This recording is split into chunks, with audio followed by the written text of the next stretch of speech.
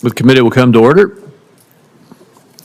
We welcome our USTR, Jameson Greer here today for the annual hearing on the President's Trade Agenda. Members and the public have questions and concerns about recent tariff actions, and that's okay. We should think about tariff impacts and ask questions. Thoughtful and respectful debate on these issues is good and is why we call hearings like this one with the U.S. Trade Representative. And again, welcome. We need to think strategically about tariff policy, including how to minimize unnecessary costs on American families. I also recognize that although it is easy to see the costs arising from tariffs, it's also far more difficult to assess the cost of denied market access opportunities. Tariffs can advance American interests in market access. In the first Trump administration, we saw tariffs used to stop France from imposing discriminatory digital service taxes. Tariffs also forced China to discuss the systemic challenges between our two nations. Frankly, every enforcement action, whether it's a WTO dispute, a Section 301 investigation, or a preference program review, ultimately relies on the threat of tariffs to secure objectives.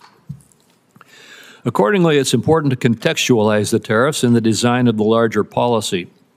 The real headline then becomes the fundamental shift in trade policy since President Trump's inauguration, where the United States now actually plans to do trade again. My colleagues and I in Congress want to pursue a real trade policy. That was put on hold during the Biden years. We now have a president who will partner with us in that effort, and together we will enforce our rights, we will negotiate again, and we will expand opportunities for Americans.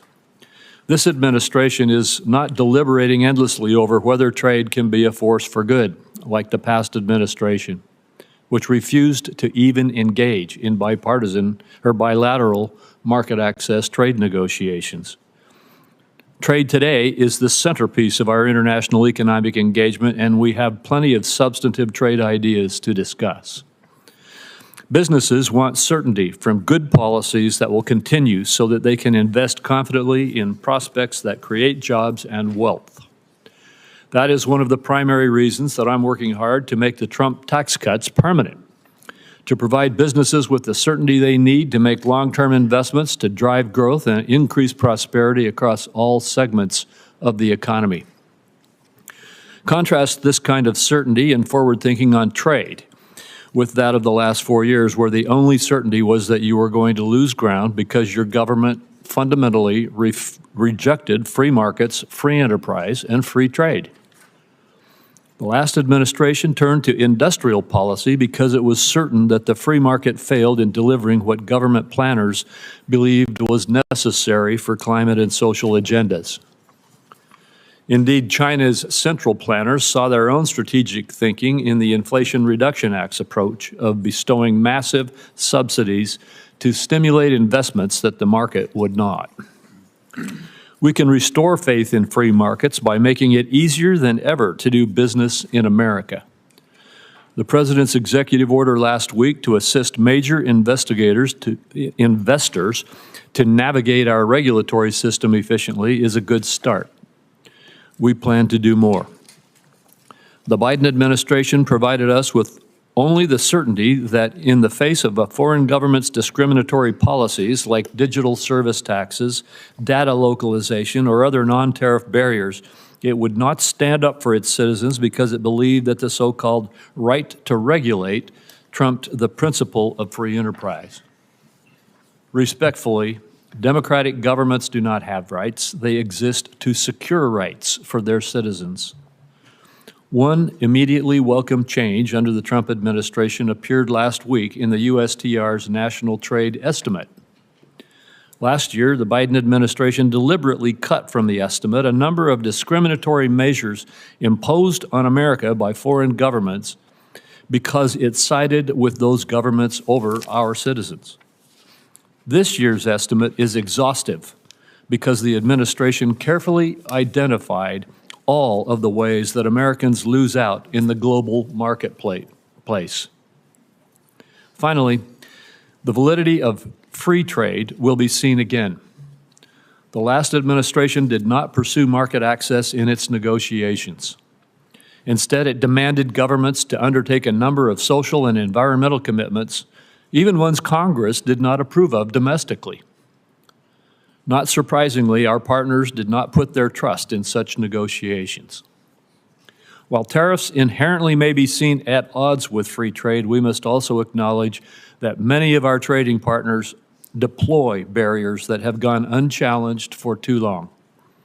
Free trade, by definition, must be reciprocal. We do not have it if others can impose barriers on us unchallenged.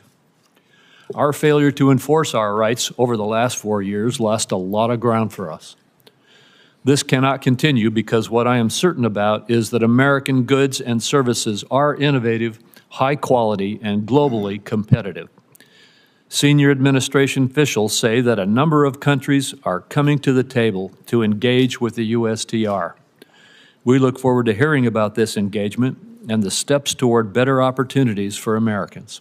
With that, I turn to Senator Wyden for his remarks. Thank you very much, Mr. Chairman.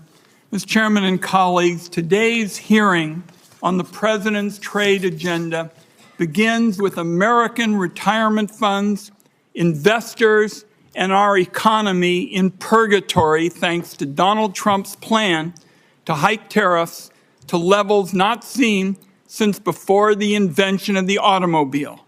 Prices are continuing to increase. Markets for made in the USA products are slamming shut around the world. The U.S. economy has gone from the envy of the world to a laughingstock in less time than it took to finish March Madness. Through it all, Donald Trump and his advisors have yet to provide an understandable explanation, any explanation for what his tax hike on the American people is supposed to accomplish. And so this morning, I'd like to focus on one central question. What is the plan? In the last week, the White House has been all over the map when it comes to this question. There is no clear message of how the tariffs were determined, what they're supposed to accomplish, how long they'll be in place, whether they're a negotiating tool or a move to try and cut the United States off from global trade and usher in a new era of 1870s-style protectionism. In the days since Donald Trump announced his tariffs, the President and his advisors have repeatedly changed their stories on all of these questions. Last Thursday, Donald Trump said, quote, "The tariffs give us great power to negotiate," just after Secretary Lutnick and a top economic advisor told reporters the tariffs were not up for negotiation. Then the stories changed again on Sunday when the Secretary of Agriculture and the top White House economic advisor, Kevin Hassett, both said Trump's tariffs were bringing foreign countries to the table, hoping to negotiate new deals to cut tariffs. At nearly the same time, the Treasury Secretary was on TV Sunday saying the tariffs would remain in place for, quote, days and weeks. Asked if the tariffs were up for negotiation, the Commerce Secretary said Sunday, "The tariffs are coming." He announced it, and he wasn't kidding. The tariffs are coming. And yesterday in the Oval Office, Donald Trump said there can be permanent tariffs and there can also be negotiations. So again, this morning, what we want to know is what is the plan? The stock market is up a bit this morning on yet another round of rumors that Donald Trump might not go through with his full barrage of tariffs. Yet this weekend, Donald Trump retweeted a post on Truth Social arguing that Trump is crashing our economy and markets on purpose as a strategy to lower interest rates. Is it possible that's the plan? Tank the economy so wealthy people can borrow money more cheaply? We know that billionaires like Howard Lutnick and semi-billionaires like Scott Bessent won't mind paying more for groceries or gas. It's a drop in the bucket for them. But for families, higher costs are going to get hurt. Higher costs are going to hurt. The nonpartisan Yale Budget Lab predicts the tariffs will cost families $3,800 in the first year alone. In Mr. Greer's confirmation hearing, he argued that economic security leads to strong national security.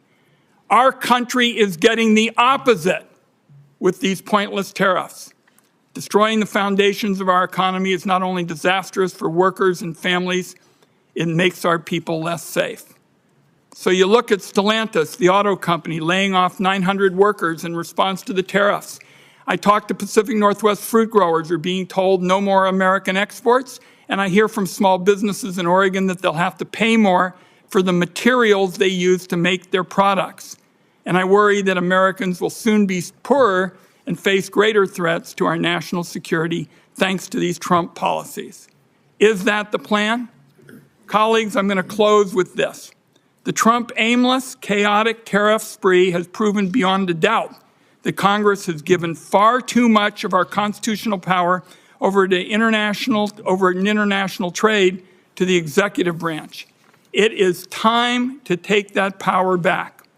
On a bipartisan vote, 51 senators sent that signal last week by stepping in and passing legislation to lift Trump's reckless tariffs on Canada. Well, now Donald Trump has slapped tariffs on about 180 countries, and this is a big unforced error that requires a big response. So let me close with this announcement. Today, I am proposing a new bipartisan privileged resolution to end the latest crop of global tariffs that are clobbering American families and small businesses. Members on both sides of the aisle ought to know that this is a call to action, and Congress must step in to rein this president on trade. Thank you, Mr. Chairman. Thank you, Senator Wyden. And Ambassador Greer, you may now make your statement. Thank you. Chairman Crapo, Ranking Member Wyden, and members of the committee, I appreciate you taking the time today for this hearing. Last Wednesday, President Trump declared a national emergency in response to the large and persistent trade deficit that has built up in recent years. This deficit is driven in part by non-reciprocal tariffs, trading barriers, and other economic policies pursued by our foreign trading partners. The situation is urgent. President Trump imposed tariffs to address this emergency, and these measures are aimed squarely at achieving reciprocity and reducing our massive trade deficit to reshore production in the United States. This national emergency declaration and tariff action is the most significant change in U.S. trade policy since we allowed China to join the World Trade Organization. The American working class, in particular, has suffered concentrated losses from the so-called China shock and other adverse effects of past trade policy and the conditions that give rise to this massive trade deficit. You've heard some of these numbers before. The United States has lost 5 million manufacturing jobs and 90,000 factories since 1994. President Biden left with a $1.2 trillion trade deficit in goods, the largest of any country in the history of the world. The United States' share of world manufacturing output declined from 2001 to last year. In the fourth quarter of 2024, U.S. manufacturing as a share of gross domestic product was the lowest it had been in 20 years. During COVID, we were unable to procure semiconductors to build our cars or materials for pharmaceuticals and personal protective equipment. During World War II, we built nearly 9,000 ships. Last year, the United States built only 3 ocean-going vessels.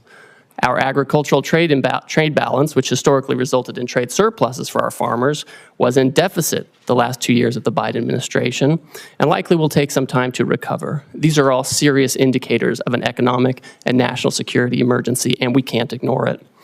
One important driver of these negative trends has been unfair, unbalanced, and non-reciprocal trade. This includes the effect of higher tariffs imposed by other countries on the United States, the effect of non-tariff measures that promote other countries' exports and obstruct U.S. exports, and other foreign economic policies favoring overproduction and degrading America's manufacturing capacity.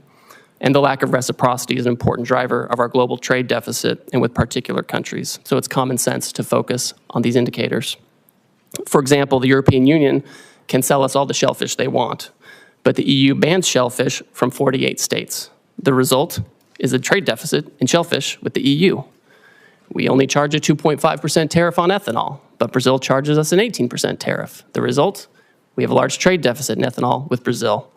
Our average tariff on agricultural goods is 5%, but India's average tariff is 39%. You understand the trend here. Our trade deficit, driven by these non-reciprocal conditions, is a manifestation of the loss of the nation's ability to make, to grow, to build. And the president recognizes the urgency of the moment. On the first day of his second term, President Trump issued a comprehensive memorandum setting out his trade policy directive. And over the past 10 weeks, he has executed on nearly all of these priorities. He has tightened tariffs on steel and aluminum. He's imposed new measures on auto and auto parts not made in the United States.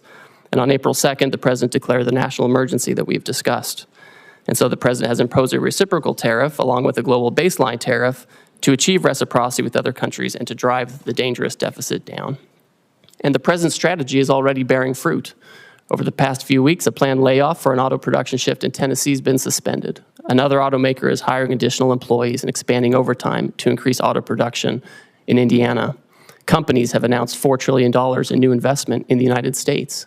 Nearly 50 countries have approached me personally to discuss the president's new policy and explore how to achieve reciprocity, and they've spoken with many members of the administration. Several of these countries, such as Argentina, Vietnam, India, and Israel, have suggested that they will reduce their tariffs and non-tariff barriers in line with the president's policy. And these obviously are welcome moves. Our large and persistent trade deficit has been over 30 years in the making, and it will not be resolved overnight, but all of this is in the right direction, particularly as we start to negotiate with these countries.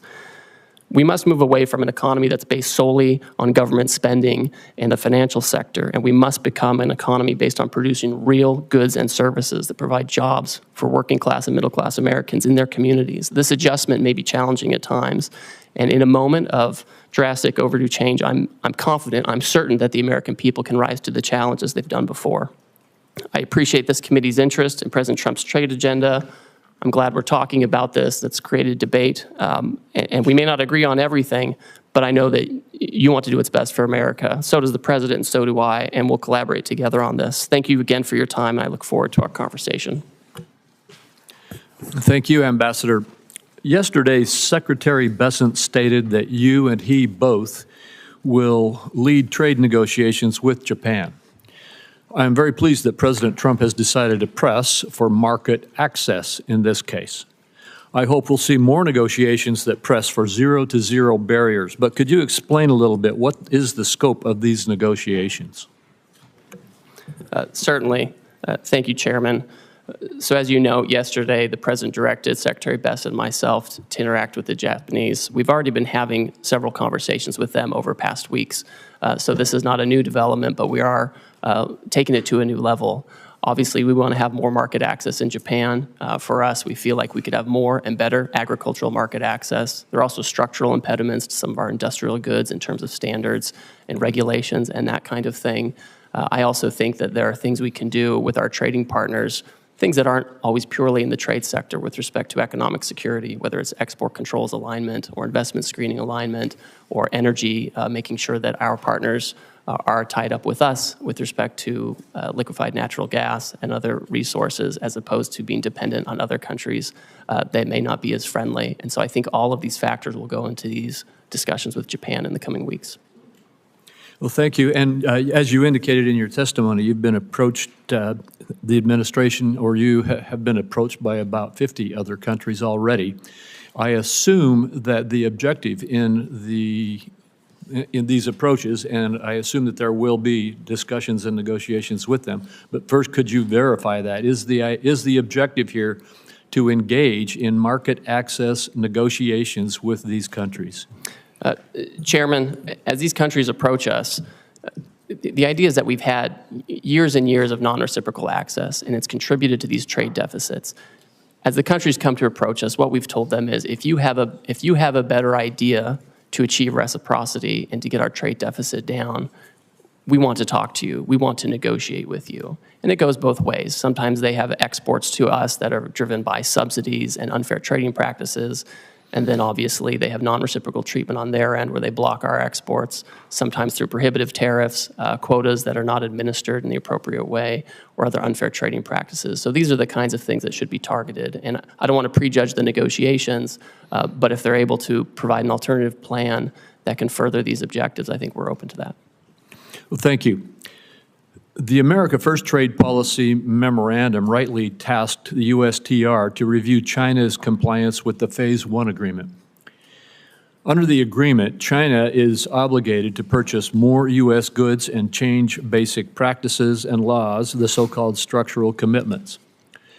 The prior administration refused to discuss whether China complied with its structural commitments. And by the way, these were commitments made in response to tariffs in President Trump's first presidency, correct? That's right. What is your analysis of China's compliance with the structural commitments that it made in Phase 1 so far? Our assessment, Chairman, is that in the initial stages of implementing the agreement, China made significant movement to make these structural changes, whether it was with respect to agricultural rules, financial services, or IP. We found during the Biden administration there was little enforcement and little communication, and that the Chinese did not comply with this agreement in large part. I've had a call with my counterpart. I've communicated to him our feeling on this, that they have not complied with the agreement. And I think we're disappointed by this. It's not surprising, but we are certainly disappointed by that. And now you're engaged to, again, see if we can get compliance. We will see, right? The Chinese obviously have agency in this. It's not just a matter of U.S. policy. We, of course, welcome and we hope that foreign countries will change their practices to make sure that they're fair. And we look forward to continuing to monitor that situation. Thank you. The administration has announced it's negotiating an agreement also with India, and it appears already to be yielding results, such as India dropping its digital services tax. Although India has high tariffs, its non-tariff barriers are just as significant, if not more so. Will you try to include commitments on matters such as intellectual property, technical barriers to trade, and science-based agricultural rules to take on those barriers? Yes, and I have a standing call with my Indian counterpart to address these very issues. All right, thank you. Senator Wyden. Thank you. Thank you very much, Mr. Chairman. I saw at page 4 of your testimony, Mr. Greer, you said the president's strategy is already bearing fruit. Well, I can tell you for a lot of Oregonians who have 401ks that are being drained out, that's pretty rotten stuff. And you ought to realize how serious this is for the country. Now, everybody in the administration practically has a different story about the Trump tax hike. So I'm interested in knowing what the story is today.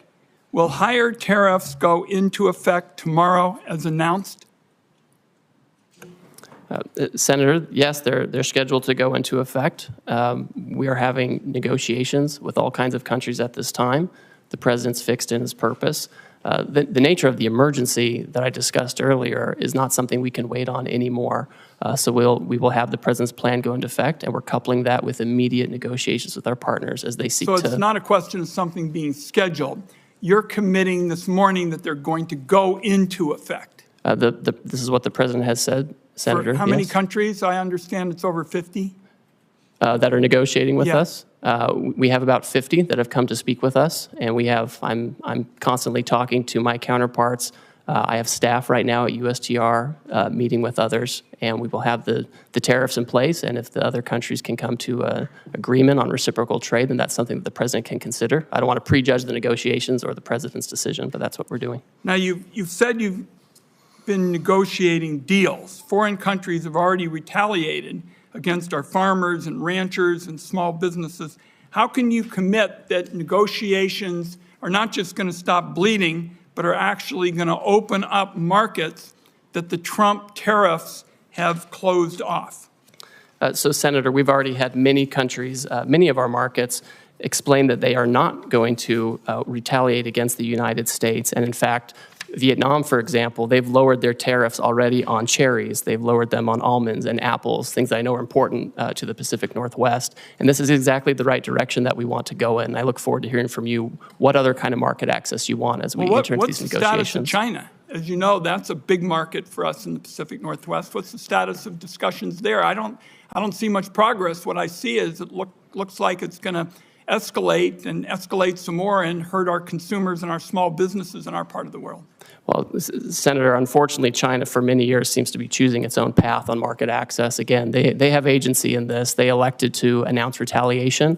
Other countries did not. Other countries signaled that they'd like to find a path forward on reciprocity. China has not said that, and we will see where that goes. I think we need to work with our closest friends to make sure that we have trading arrangements that work. And if the Chinese are open, we'll see what. But they haven't signaled that at all. So I don't think that's in the very near term with China. I just am concerned that there's no strategy at all. I'm committed. We understand in the Pacific Northwest what the stakes are. To have a smart, tough strategy, I don't see any strategy at all, and you really haven't said much about what the strategy is this morning. Senator, I appreciate your concern. I want to keep having a conversation with you about this, but I see a distinct difference between those countries who have come to us and they said, we understand your issues, we understand the deficit, we understand your desire for reciprocity, and we want to work with you on this. And the Chinese approach, which has been, we're going to retaliate, we're trying to remedy a situation. We're trying to remedy a situation that's persisted for many years. And it would be wonderful if the Chinese agreed with that and wanted to persist in, work with us on that. But that's not where they are. And the president has recognized this, and he wants to focus on other partners. Let's talk before my time is up about services. The United States is a services powerhouse, from travel and technology to finance and media. Our services industry account for nearly 80% of the U.S. GDP and 8 out of 10 American jobs. Other countries are responding to Trump's global tariffs by retaliating against American services. Can you explain how your tariff actions aren't putting our services exports at risk like so much of your trade policy? Senator and Chairman Crapo mentioned this. We had India already pull down a digital advertising tax that affected some of our most competitive tech companies. We're already in conversations with other countries that if they want to have reciprocal trade with us, that's something that we need to consider as well. And we expect them not to discriminate against our services companies. We have some of the most competitive in the world. I agree with you. And to me, that's part of this calculation. I wrapped up with the services question because it seems to me it's classic Donald Trump.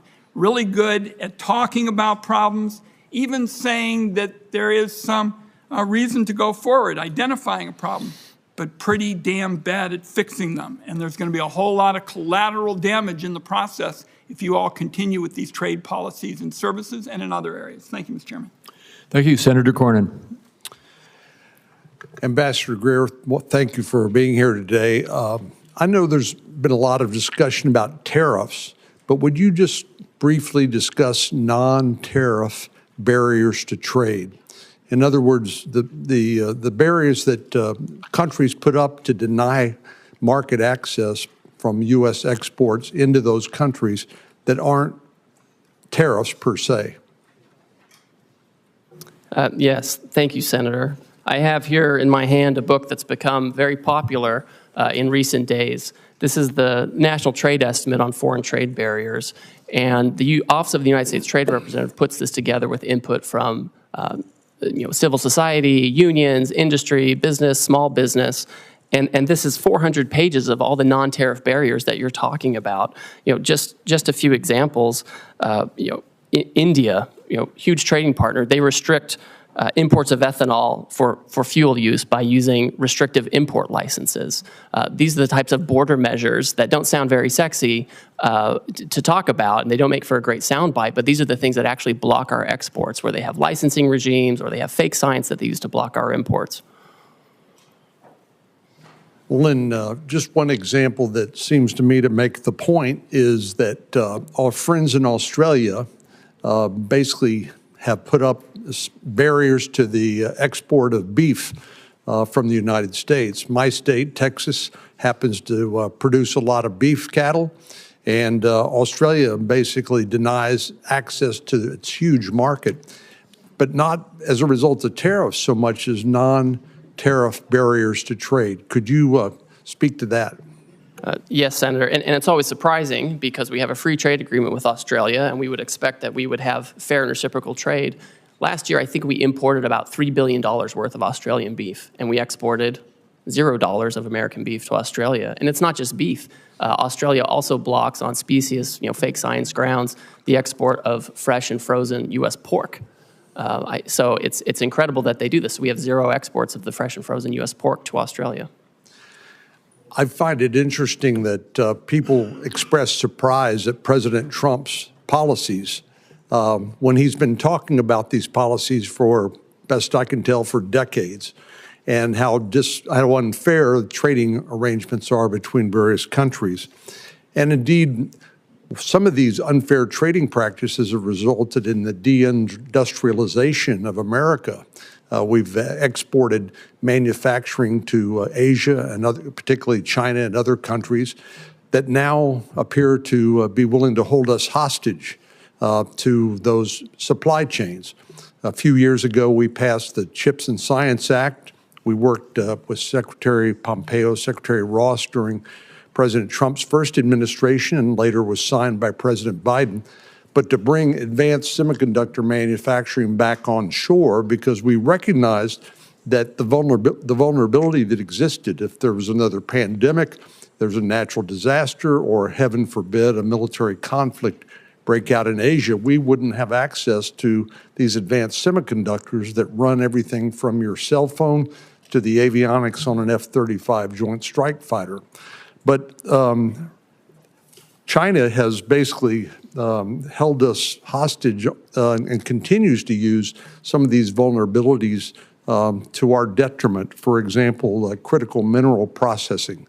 Would you speak to the vulnerability that exists as a result of China basically processing 90% of the critical minerals in the world that are essential for our daily lives? Yes, Senator, and that figure is always one that gives me great concern, the 90% of the processing. We do have critical minerals in the United States. We have lithium here. We have other critical minerals here. And a lot of it is that China has centralized the processing of minerals, right? We have in the Western Hemisphere, in Bolivia, in Chile, we have all kinds of critical minerals, and that's in our hemisphere.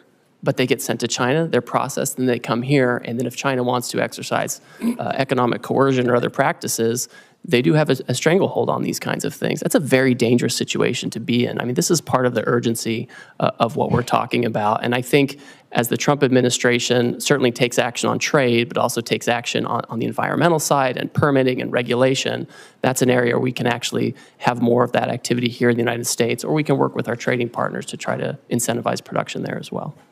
Thank you very much. Thank you. Senator Bennett. Thank you, Mr. Chairman. Ambassador, it's good to see you again. Could you talk a little bit about the relationship of the tariffs that you have put on and rising prices for the American people? What is it the American people should expect to be able to suffer as a result in terms of rising prices? I understand your position is that the long-term gain is worth the short-term pain, but what is that short-term pain going to look like? So Senator, I think we can look at, I think we should look at history and data for this. You know, it's hard to project what's going to happen with prices, but we know in the first Trump term, the president imposed historic tariffs on China on an enormous amount of goods coming from China. And during that time, inflation went down by 0.1%. During the Biden administration, the historic inflation was not on imported goods or related to tariffs that President Biden put in place. It was related to, frankly, services, healthcare, education, et cetera. So I think there's not really a one-to-one on tariffs and price effects, and so many things go into price. I know you think I'm probably like dodging and weaving on this, but I'm looking at data, sir, Yeah, and the data shows it's not one-to-one. I know you're smart enough to know that the likelihood is that prices are going to go up for the American people as a result of the tariffs that you put in place. Do you disagree with that? Oh, I mean, when you say that the American, in your testimony, that you expect the American people will bear the burden, or that, and I'm sure they will bear any burden on some level. But what do you think that burden is actually going to look like? Well, I think the challenges, frankly, are going to be more for companies that are largely dependent on imports from China and Asia, where they have to adjust their supply chains in a quick set of time. Yeah. And the way the tariffs get allocated between the foreign producer and the importer, that's where the majority of adjustment comes. And we have a bunch of those companies in Colorado, and I know that Osprey Packs, for example, they probably don't want me to mention them, but I will. And in Southwest Colorado would be a very good example of that. I mean, they are very dependent on the supply chain from Vietnam, and they probably are really worried today about what's going to happen, which a lot of people are. I mean, I think one of the things about the situation we find ourselves in is the degree to which we've now created huge uncertainty in our economy, and I'm worried that that is going to result in a lack of investment, capital investment. You mentioned some new investments that have been made in our economy, but I think that anybody who knows anything about the economy knows that uncertainty results in people freezing up, a paralysis, a lack of investment, which is going to make it hard for our economy and may actually provoke a recession. Could you comment on your concerns about that and how you're thinking about that? And I have one more question before I'm out of time. So Senator, the best way to have certainty is to build in the United States, right? That's the best way to have certainty. But that's going to take a long, long time. And what's going to happen in the meantime, do you think? So, Senator, we have, I would say, dilly-dallied for years on this issue. We've done these, broad studies, which are interesting and helpful that we saw come out of the Biden administration. Right. But we have to act. I can't sit for 3 years and try to fine-tune something. I hear you say that. But you could have made a different choice, which was to strategically target a geography, strategically target Beijing, strategically target certain industries where, all industries in America weren't affected at the same time.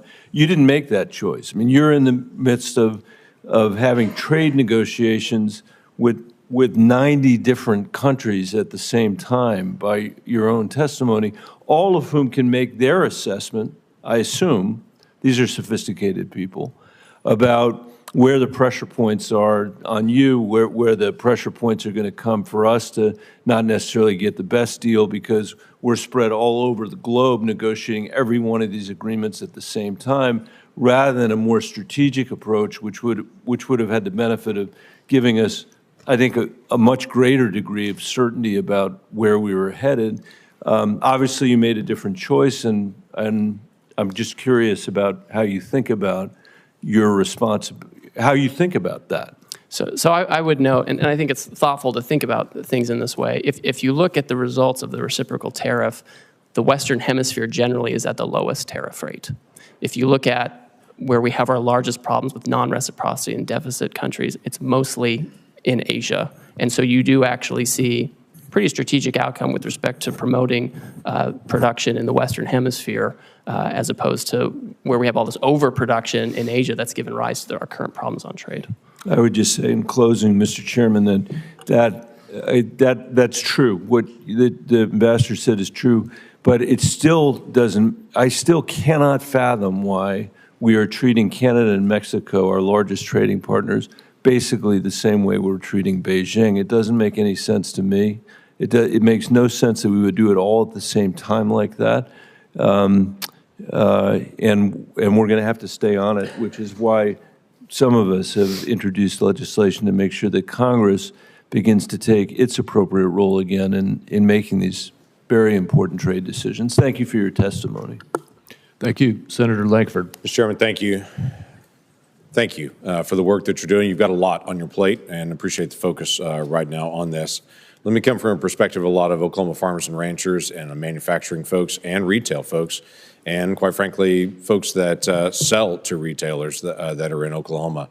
They've got several questions that they've actually sent to me pretty quickly, so I want to be able to bounce a few of those. The goal of this is to do more trade internationally, that the United States would be able to manufacture here or produce here and sell more internationally, and that we would have that opportunity to have increased market access. Is that correct?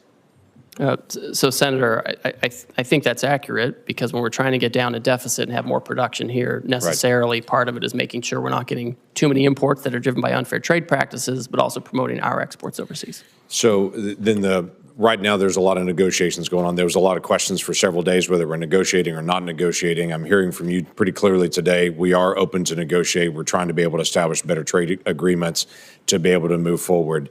Do you have any timeline on certain countries or places that you have set internally to say we hope to have negotiations complete by this point? Obviously, negotiations can extend out as long as they have to, but is there a timeline you're dealing with?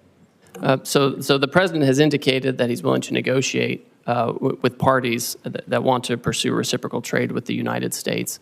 We don't have any particular timeline set on that because, as you pointed out, Senator, the outcome is more important than setting something artificially for us. What I can say is I'm moving as quickly as possible, and a lot of these countries are moving very quickly, and we're working on the weekends, we're working at night as folks want to engage on this. Now, I will say, I know you want to ask something, the trade deficit has been decades in the making, and it's not going to be solved overnight. Right. Yeah, everyone understands that well, and everyone that I talk to is grateful that we're actually attacking the trade deficit issue and try to be able to bring down barriers to trade. They also want to get a timeline. Let me give you, for instance, I've got an Oklahoma company that several years ago spent millions of dollars to be able to move out of China. They moved into Vietnam for production because literally what they're producing, the parts were not created in America. So they were looking for other places to go. They spent all the money, spent all the time, shifted out of China, got to Vietnam and established there. Now they're saying, we've got giant costs in Vietnam at this point. So they're going to have to renegotiate with every single retailer that they sell to, which is going to take a lot of time to be able to do it. What they're trying to be able to figure out is, do we hold on those negotiations and try to renegotiate with Walmart and Target and Costco and everybody else they're going to have to renegotiate with? Or do they press on with those negotiations now? If things are going to get resolved soon, they can pause. If they're not going to get resolved, they're going to have to renegotiate every contract again to try to figure out which way to go. So the time piece does matter to them.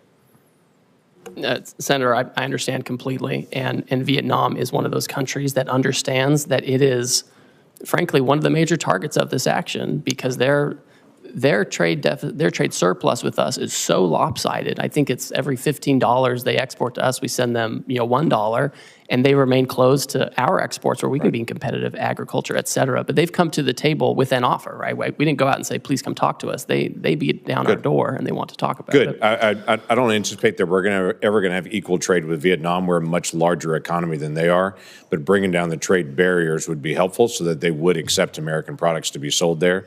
I think that's beneficial, but most countries in the world are never going to buy as much as we're purchasing because we just purchase a lot more from there. Another issue has come up about garment manufacturing. Obviously, this is a challenge. They'll have different pieces that are bought from different countries. We don't have a lot of garment manufacturing here in the United States. For those garment manufacturers that are here and for others, some in Oklahoma, they're asking me about exclusions and exceptions and how this is going to be handled to say, we can't buy it in America. This is the only place that's actually manufacturing it. I know long-term, the hope is to be able to have a more diversified, but in the short term, they don't have another option. How do you plan to handle that?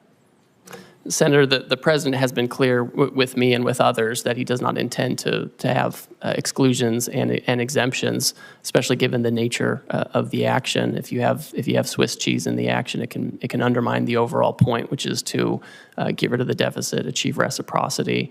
To my point earlier to Mr. Bennett, the Western Hemisphere countries have a much lower tariff than many of the Asian countries, and I've heard from textile manufacturers for many years that they would love to have a situation where Western Hemisphere textile and garment manufacturing is more competitive, and maybe we're setting up the conditions for that. So in the short term, there's no exemptions that are coming on it. So for companies that are currently buying from Asia at this point, whether it be for textiles, whatever it may be, the goal is to be able to push them out of Asia into the Western Hemisphere, or where do they need to go at this point? Well, the president has been clear, again, that he's not doing exemptions or exceptions in the near term. My own sense is given the tariff differentials between Asia and Western Hemisphere, I think people can start making decisions based on that. Senator Whitehouse. Thanks, Ambassador Greer, for being here. Just to sort of frame our conversation, tell me what a negative externality is. This is something you and I like to talk about. Yes, we do. This is a situation where you have a foreign country where perhaps they have actions such as poor environmental regimes or lax labor laws, and they don't bear the cost of that. Instead, they send their goods that are the product of these processes where they have lax regulatory regimes. They send it here, and we end up bearing this. They externalize these negative externalities to us, and we have to bear it, and our workers have to bear it, and we don't compete on a level playing field. So two things are wrong with this. One, the customary negative externality is pollution. And to the extent, for instance, on an issue I've done a lot of work on, in bipartisan fashion, plastic in our oceans. Now it's in our drinking water, it's in breast milk. I mean, we've really gone down a very weird pathway with respect to plastics. If China, for instance, is responsible for dumping 60 or 70% of the plastics into the Pacific, then that's a harm to us, correct? Yes, I agree. Because it's a commons, the ocean, and we suffer from that. And then, if the Chinese company is exporting their goods to the U.S., and that Chinese company has a lower cost for its product because it doesn't have proper pollution control with respect to plastic, and the U.S. company does, then that's an unfair trade imbalance, correct? Yes, I agree with that. So two things are wrong when we get into this situation of foreign countries allowing pollution that our companies pay to prevent. That's right. And that's an appropriate place for tariffs to be deployed to offset that trade imbalance and help protect the commons from this particular tragedy, correct? I think trade action can be appropriate, and when the president announced his reciprocal tariff regime last Wednesday, he specifically referred to pollution by other countries in his speech. You may not have listened to it, but you may want to go back and listen to that part, because that's very true, and I agree with you. Well, it might be the only place in which the administration shows the slightest interest in pollution, so good for that. The issue of plastics is, I think, a pretty significant one. Again, there's been a lot of bipartisan interest. I even went up to the Oval Office during Trump 1 to have one of my bills signed by the president, and he gave a very animated riff on Asian countries polluting our beautiful oceans and how it comes ashore very often in Alaska by the ton along their beaches. So I hope this is an area we can continue to work together. And in particular, I hope that you'll sit down with me and Senator Cassidy on legislation that we are working on. Will you give us that meeting? Senator, I'll take any meeting with you that you would like to talk about this issue. And I'd like to Well, also let we'll you... sit down with Senator Cassidy's team and have a conversation there. The other thing I wanted to flag for you is that you pretty well successfully deflected all of Senator Bennett's questions about what the immediate impact looks like in the short-term pain for the long-term gain. I just want to flag for you one issue that is very important to me. Rhode Island is a small business state, right? We don't have a whole lot of big mega corporations there who can balance things and move things around. Canada is our largest trading partner. We have companies who fill an important niche in the global supply chain, and particularly in American companies' supply chains, because they get something from Canada, or let's say China, could be, but Canada's our major trading partner, and they process that thing, and then they put it into the supply chain for the larger corporate entities. That's their business. That's all they've got. So if we're not looking out for these small businesses that are actually going to have to lock their doors and close the shutters and fire their employees and go out of business, I think you've missed a huge hole in the problem that these tariffs have created. If all you're listening to is the big mega corporations who can move things around the world and have the resources to dodge these effects, you're not getting the straight story. I think in every one of our states, there are going to be small businesses that occupy a niche in which trade is an important factor and that are going to go bust because of these tariffs. And I urge you to look out for those businesses because I don't think they're getting their voices heard at all. So, Senator, I've talked to you about this. I've talked to Senator Hassan about this and others. One thing I asked my team to do last week was to convene a meeting of I I have a trade advisory council for small business. I've asked them to convene that meeting. I've connected with the Small Business Administration. They have an international trade desk there. I've talked to I have an office that also deals with small business because I do want to hear it. I think it's important that we hear it because they don't have the same voices in Washington. I will say right now, Canada and Mexico, things coming from Canada and Mexico that comply with the United States-Mexico-Canada agreement come in duty-free. They continue to do so if they follow the rules. If they don't follow the rules and are trying to put in Chinese stuff, that's going to be tariffed. But if they follow the rules, they're going to be getting the duty-free treatment they're due. Well, a small business that has gone broke is not very amenable to a meeting. They don't exist any longer. Senator Hassan. Thank you, Mr. Chair and Ranking Member. Good morning, Ambassador Greer. Thank you for being here.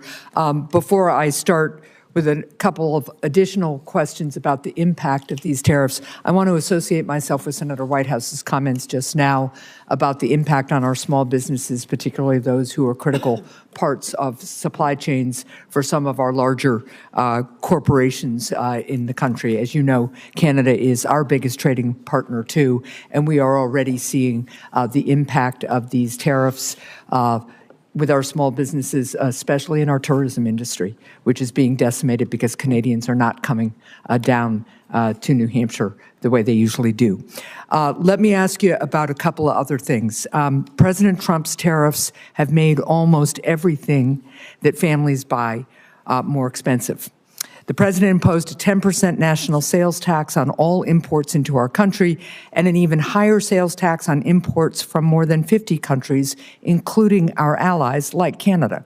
This is the largest tax increase in over half a century, and it's going to cost the average American family $3,800 a year.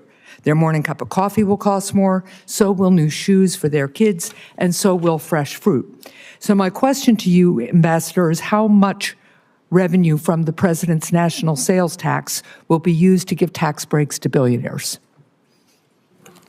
So, Senator, as you know, any kind of tariff revenue that comes in to the United States government, it goes to the Treasury, and Congress will decide what happens to that money. Obviously, the president wants to have a very competitive tax policy that's good for everybody. That was part of why he had such a successful economy in the first term, is he married trade action with good tax policy to have $7,000 an increase in real wages over that time. Well, let's let's be really clear. The president, besides the contradictions in the way he talks about the purpose of his tariffs, the president's made very clear that he sees tariffs as a way of increasing revenue. At the same time, he's working with the majority in Congress to give additional tax breaks to the wealthiest people in the country at the expense of working people who are going to be paying more for everyday goods they absolutely have to pay, goods they were hoping were going to cost less, given the president's campaign promises. But of course, he isn't keeping to those campaign promises as prices continue to go up. Now, the president's national sales tax is increasing prices for families. It's also causing huge losses in Americans' retirement savings. Ambassador Greer, would the administration reverse course if the president's tariffs led to 10% inflation? Senator, the president is fixed in his purpose. This trade deficit and the offshoring and loss of manufacturing jobs is something that's persisted for too long, and it's dangerous. I understand your justification for the policy, even though there are some very contradictory justifications coming out of the administration. But my question is, what's the inflation rate where you guys would reverse course? 10% inflation that I just asked you about, that is higher inflation than we saw at the peak of the COVID economic crisis. But you aren't going to say here today that you would reverse course even if you created inflation as high as we had at the peak of the COVID economic crisis. I think the most serious inflation we saw was during the Biden administration. When we did tariffs in the first term, inflation went down. I just don't. It's not going to be a one-to-one. Inflation about how much money you're putting into the supply. Well, it's not about let's just be tariffs really on clear products. that the Trump administration is here today to say that even if inflation hits Americans' pocketbooks at 10% because of these tariffs, then the Trump administration is still going to go charging ahead. So, Ambassador, would the administration reverse course if the president's tariffs caused a 50% stock market crash, which would hurt Americans' retirement savings even more than they've been hurt in the last 10 days or so? Senator, the fundamentals of the economy are so strong. We had 228,000 jobs last month. We have 9,000 additional manufacturing jobs from So the month again, before. your answer is even if the stock market crashes 50%, which is how much the stock market crashed in the Great Recession, you're not going to say here today that you would reverse course even if you crash the stock market and harm retirement savings as drastically as happened during the Great Recession in 2007. Senator, your hypotheticals are not consistent with the history we have seen with the use of tariffs. My hypotheticals are based on the fact that a lot of Americans are looking at their 401ks today and wondering how much of a lifestyle change they are going to have, or whether they're going to be able to retire when they plan to, because of the recklessness and haphazard nature of the Trump administration's imposition of tariffs. Nothing was thought out about this. This has been a haphazard, incompetent effort, and it's showing. Thank you, Mr. Chair. Thank you. Senator Cassidy. Hi, Mr. Greer. Thank you for being here. When I speak to my rice people and my shrimp people back home, they say that the tariff barriers and the subsidies by other countries for those products are so much that it is putting some of our shrimpers and some of our rice people either out of business or in incredible financial binds. And so the fact that the president is attempting to address these as well as the non-tariff trade barriers is incredibly important. Let me first say that. But I also hear from my producers that the mean tariff being selected to apply to a country may not account that for rice, for example, the tariff is much higher for that particular product, and that it is not adequate to address that which is taking place. Any thoughts on that, and how can we have something more particular for products which are really over tariffed? Yes, thank you. And I appreciate that concern, and the tariff rate applied to many of these countries, again, was a countrywide rate. It wasn't product specific. My sense is if countries come to us and they expect to have some kind of a different plan, they will need to change these things, right? And they will have specific products, specific barriers that they would have to address, right? Or else, the president, again, he's fixed his purpose. He wants to see production back here. He wants to see our agriculture producers doing well. And these countries just have to have reciprocal trade with us. And that means taking care of the types of barriers and tariff rates you're talking about. So it sounds like you, one of the things I think they want to know is that since shrimp might be a relatively small part of trades with some of these countries, that the interests of, for example, shrimp will not be sacrificed in part of a greater whole. No, I think, and I saw a really interesting article today in the New York Times on shrimp. You may have seen that, where the tariffs have actually given a bit of a lifeline to these shrimpers. And I think that if there's going to be any kind of change to any of this, and I'm not going to prejudge that, we have to make sure that our industries are protected adequately, so we don't go backwards with the deficit. Let me ask, in the President's America First trading policy, there's several sections relating to free trade agreements and how they will be evaluated. Senator Bennett and I are working on an America's Act, which would be a hemispheric trade policy, which would have several purposes. One, to strengthen those ties. Secondly, to keep the Chinese from making the incursions that they are absolutely making throughout the hemisphere. Some are calling the Caribbean a Chinese lake. And so this would allow us to push back upon that. Can you share anything regarding the analyses of the free trade agreements we have within our hemisphere, and then specifically on countries like Argentina who would like an FTA with our country? Certainly. I would say that we are first and foremost focused on addressing this emergency and the reciprocal tariff action and implementing it appropriately.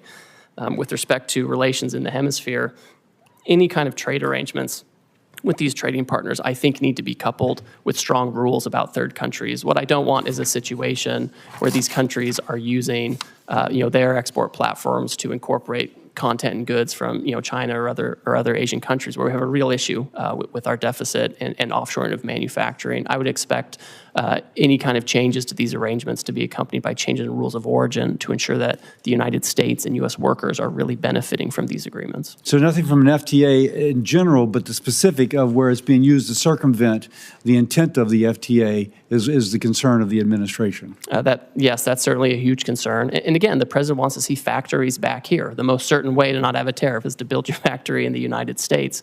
If people want to use other countries and insist on that, then we want to make sure that they're not using that to arbitrage for higher tariff jurisdictions to use them as an unfair export platform. Let me ask you this. Louisiana has some of the largest ports in the nation by tonnage. And all the commodities going from the Midwest flow through my state going out to the world. Earlier, USTR proposed imposing like $1 million for every vessel built in China. And I'm told that if the Koreans have a fleet of 50 and 5 of the ships are built in China, then the $1 million would apply to all 50, not just to the ships that are built in China. Now, that would clearly impact a ship coming to the United States to offload. If you will, impact my ports and the ability of our goods throughout the nation to move through the Mississippi. Is USTR going to hang by that or considering modifying that? Can you kind of give us any idea about that?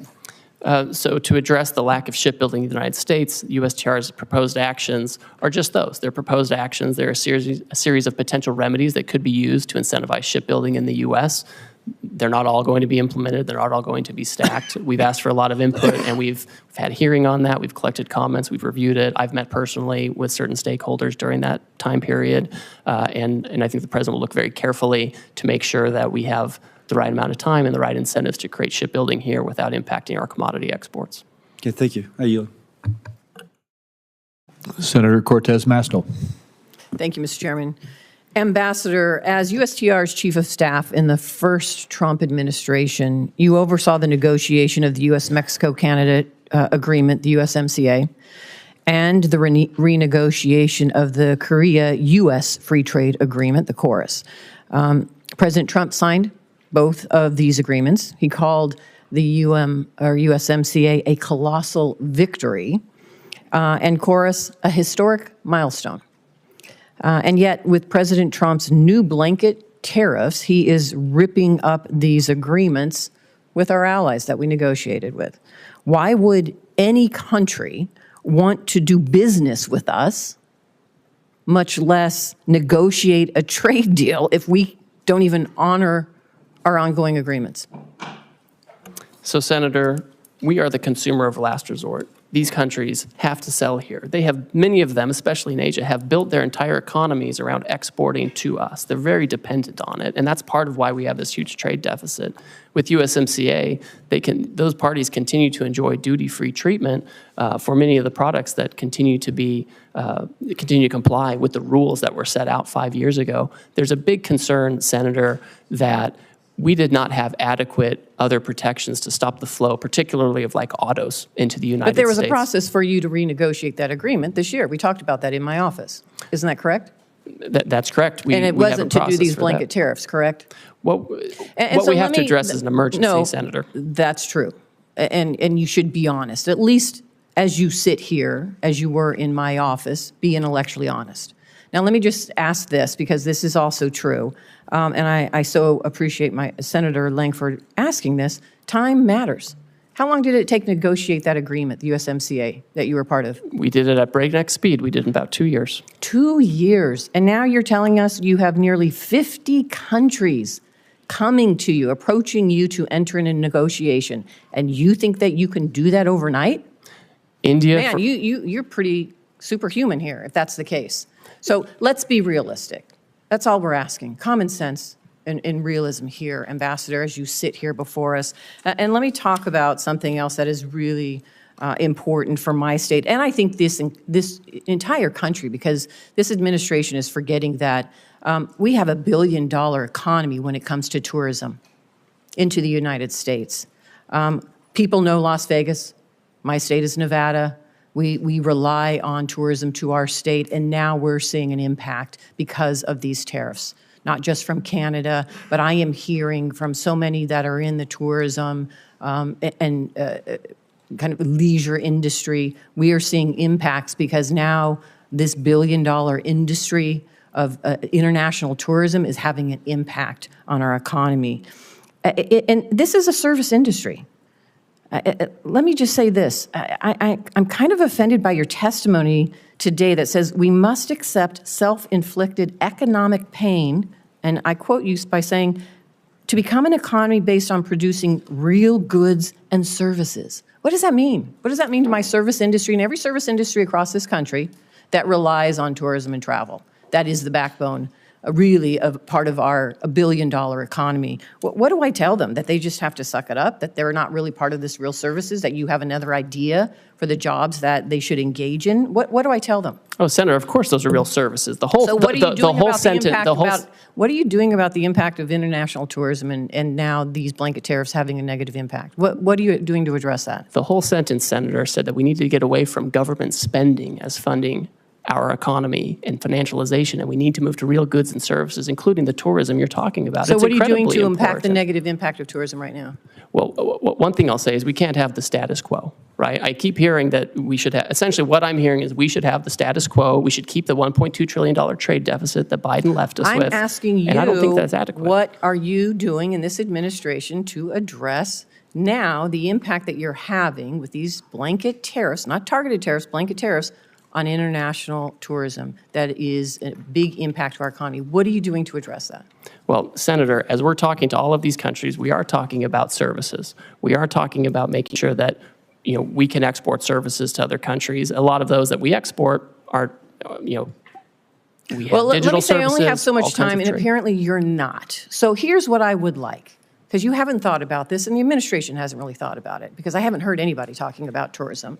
So why don't you come talk to me in my office, and let's talk about and put a plan together, because these blanket tariffs are having an impact on tourism in my state and across the country. Senator, I'm happy to instead come of talk just to you. defending it, why don't you just come sit down with some of us and try to address the concerns that we are seeing and feeling in our states that this administration has not taken into account?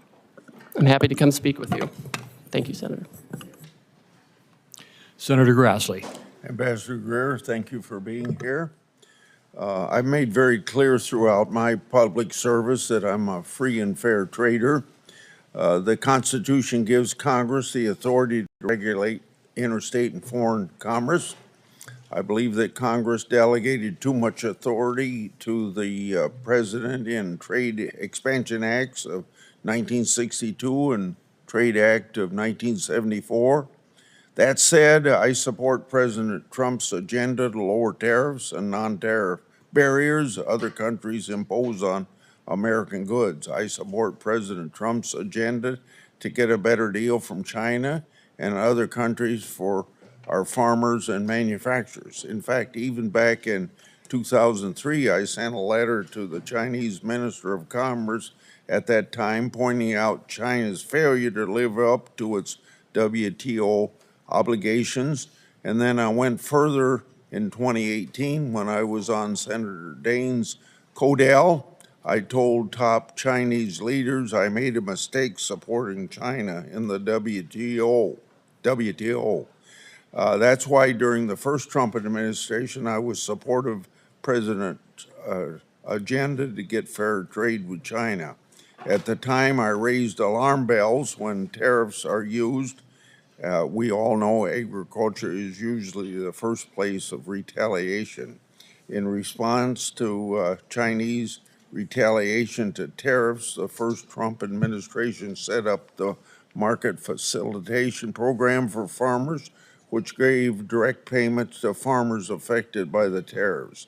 This helped farmers weather the short-term impact of trade retaliation. But as you know, farmers still overwhelmingly want to get their money from the marketplace and not from a government check. So far in this administration, we've seen even more sweeping tariffs, with some countries already retaliating agriculture, including China. I have been very vocal in my wait and see approach to these tariffs because I believe President Trump and you, Mr. Ambassador, are using them to get fair trade for Americans with many countries. If that's not the case, level with me.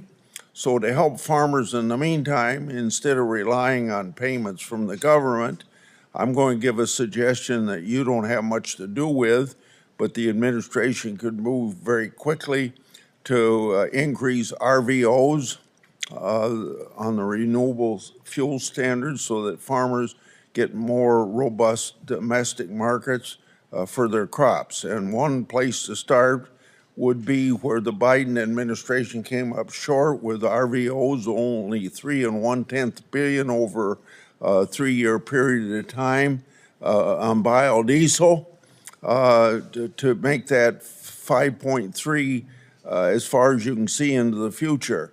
That would very dramatically increase soybean prices. So my question to you is, in the medium to the long term, do you plan to turn these tariffs into trade deals to reduce tariffs and non-tariff barriers? I support that. On the other hand, if the purpose is to stall on negotiations in order to keep tariffs high for the sole purpose of feeding the U.S. Treasury, I oppose that. So is this administration for trade reciprocity or for Treasury replenishment?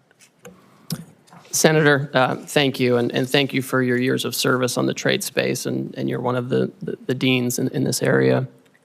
It's important to understand the sense of the emergency that we're facing and urgency with the need to reshore and do manufacturing here. It's incredibly important to the president. Yesterday, he stated very clearly that he is happy to engage in negotiations immediately with countries that believe that they can help us reduce our deficit and get rid of the non-tariff barriers and the tariffs that affect that. I think the answer, Senator, is it's going to be country by country. There are going to be some countries where they're not able to address their non-tariff barriers or their tariffs or the deficit fully, and there will be others who I think will be able to do that, and where the president will have the option of making a deal with them.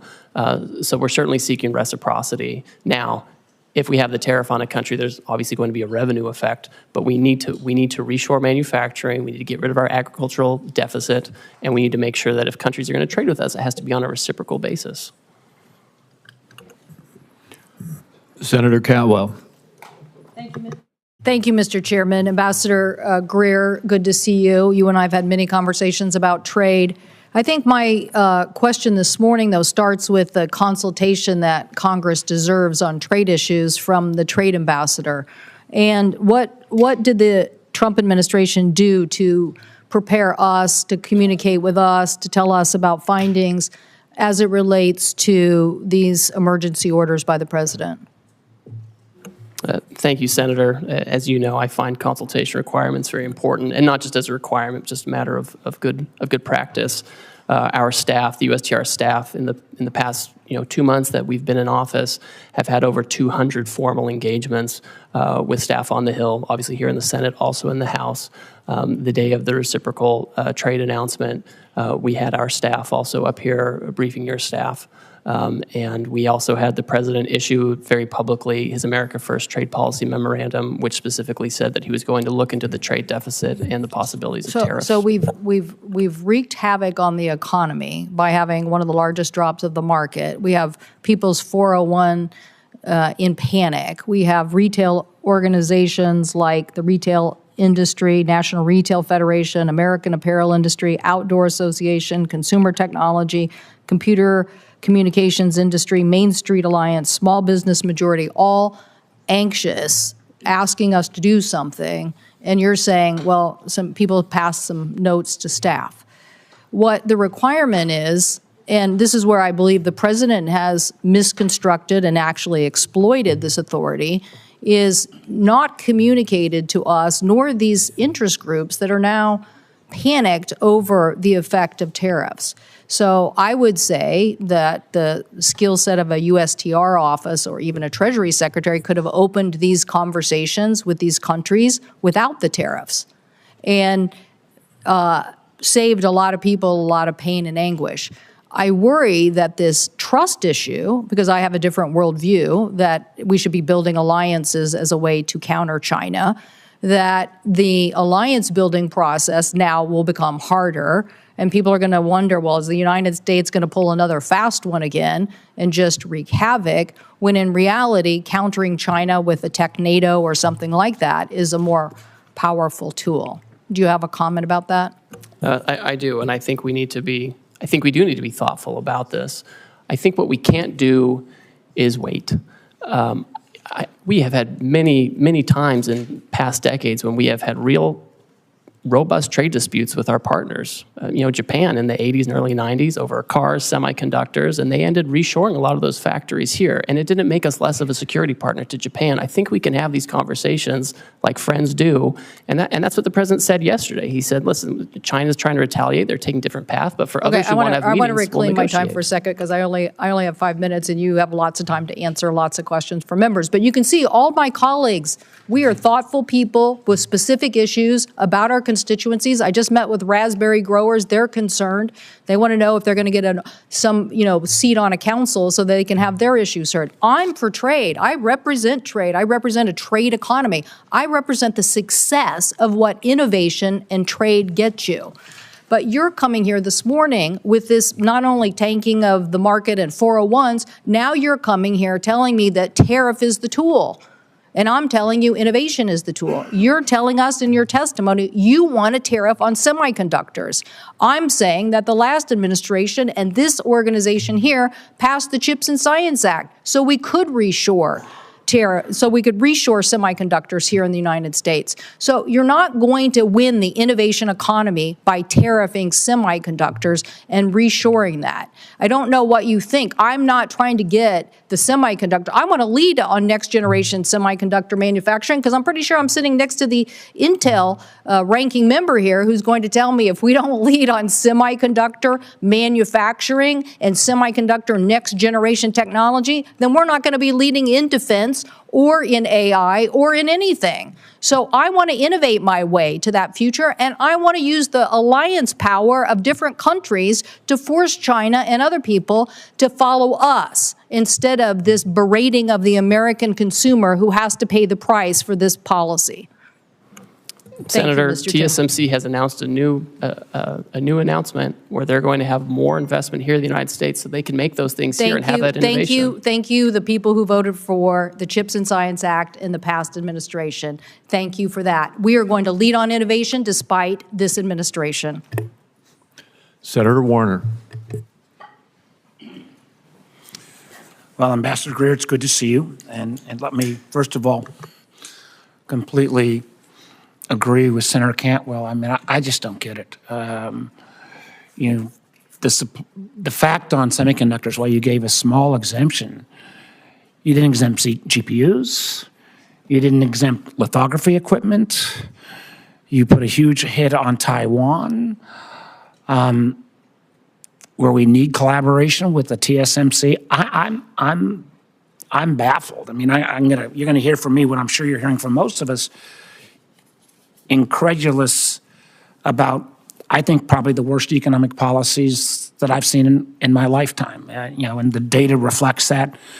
A global tariff of 10 to 50%, on almost every worldwide country. Although, I will note from my Republican colleagues, you'll be probably glad to know that Russia didn't get a tariff increase. I believe that when all these global tariffs go into effect, I think most of them as of midnight tonight, tariff rate will be approximately 23%, highest since 1909. I believe that'll translate into the largest tax increase since 1968. We've seen the numbers of about $4,000 per family cost. Since Inauguration Day, more than $11 trillion has vanished from the market. And I will acknowledge that we got a little blip today, but I just talked to one of the senior folks in Wall Street, and he described today's market as a good day in hospice. I wouldn't use his name because, there are no good days in hospice, but that's kind of how I feel. And again, I know you guys are supposed to know more than all of Wall Street, but when every firm says, we're going to see increased chance of recession, I've met you, Ambassador Greer. I think you're a smart guy, but I don't think just because this is the way Donald Trump wants the world to be for the last 40 years that he can simply will it into happening. In my state, the Port of Virginia accounts for $124 billion in trade. That amounts to about 500,000 jobs. Those are all up for grabs now. We got 800,000 small businesses in Virginia. These tariffs are going to wallop them. I had last week a guy in from a local brewery in Alexandria. The owner's name is Bill. He's got a triple whammy. He gets his Pilsner from Canada. He gets his bottle caps from Mexico. He gets his kegs from Germany. So already, even in advance of these all kicking in at midnight tonight, he's laid off 10% of his staff. Even if the president flips on all this, he's not bringing folks back. I mean, candidly, I had another guy in from who makes bourbon and sells a lot to Canada. He thinks it'll be a cold day in hell before the Canadians start buying American bourbon again, simply because our trust relationship has been broken. So I guess the first question I want to give, I'm trying to figure out what would be a question that maybe folks haven't asked. Let me ask you on this one. Australia is one of our strongest allies. We have the AUKUS relationship, which is key to their national security. It's key to our industrial base, so we can continue to build subs. Terribly important. Interesting thing with Australia is we have a free trade agreement with Australia. We don't have tariffs. We even have one of the few industrial countries, we have a trade surplus with Australia. So Ambassador Greer, can you explain to me how it helps America's national security or our trading balance when we have, and I loved your fancy Greek formula, which was basically bad math on steroids formula, how with the trade surplus, with this strong relationship, Australia got hit with a 10% tariff as well? Senator, Australia has the lowest rate available under the new program. They ban imports of American beef and pork. Ambassador, excuse me. There is a trade. We already have a free trade agreement. We have a trade surplus. So getting the least bad, why did they get whacked in the first place? We're addressing the $1.2 trillion deficit, the largest in human history that President Biden left us with. We should be running up the score in Australia. Ambassador Greer, answer the question on Australia. We have a trade surplus with Australia. We have a free trade agreement. Why? They are an incredibly important national security partner. Why were they whacked with a tariff? Senator, despite the agreement, they ban our beef, they ban our pork. They're getting ready to impose measures on our digital companies. It's incredible. With your Greek letter formula, the fact that we have a trade surplus. We have a global tariff on everywhere. We're trying to address the $1.2 trillion deficit that Biden left us with. I think that answer, sir, you're a much smarter person than that answer. The idea that we are going to whack friend and foe alike, and particularly friends, with this level is both, I think, insulting the Australians, undermines our national security, and frankly makes us not a good partner going forward. The lack of trust from friends and allies based upon this ridiculous policy that goes into full effect at midnight tonight is extraordinary. I go back to what the market believers believe today is happening. A good day in hospice. I'm afraid if we keep these tariffs in effect, we're looking like an economy that will be in hospice. Thank you, Mr. Chairman. Senator Daines. Mr. Chairman, thank you. Ambassador Greer, welcome to Capitol Hill. I share the President's determination to end these unfair trade practices, whether they are tariffs or non-tariff barriers. I hope we can avoid an all-out trade war. A trade war will mean higher prices for the American consumer, because I think we could do a little thought exercise at the moment. Who pays these high tariffs? In the short, medium term, it will be the consumer. It'll be the consumer. And so I'm worried about the inflationary effect. I'm worried if there is a trade war, that we're going to have markets shutting down for American farmers, ranchers, and manufacturers. I'll give you an example of that here in a moment. But I'm encouraged because the President's announcements has gotten the attention of a lot of countries. I was encouraged to see Kevin Hassett this morning talking about negotiation occurring, looking at President Trump's latest posts on Truth Social, the fact that we've got Koreans now coming to the United States, literally dispatched to engage with us to lower these barriers, tariff and non-tariff, the Japanese, and some 70 countries now that want to come and work and address the issues of the barriers for American companies, American producers doing businesses in their countries with 95% of the world's consumers outside the United States. Critically important. So this is very encouraging. I think that's in part why we're seeing the rebound today in the equity markets, because there's hope that these tariffs are a means and not solely an end.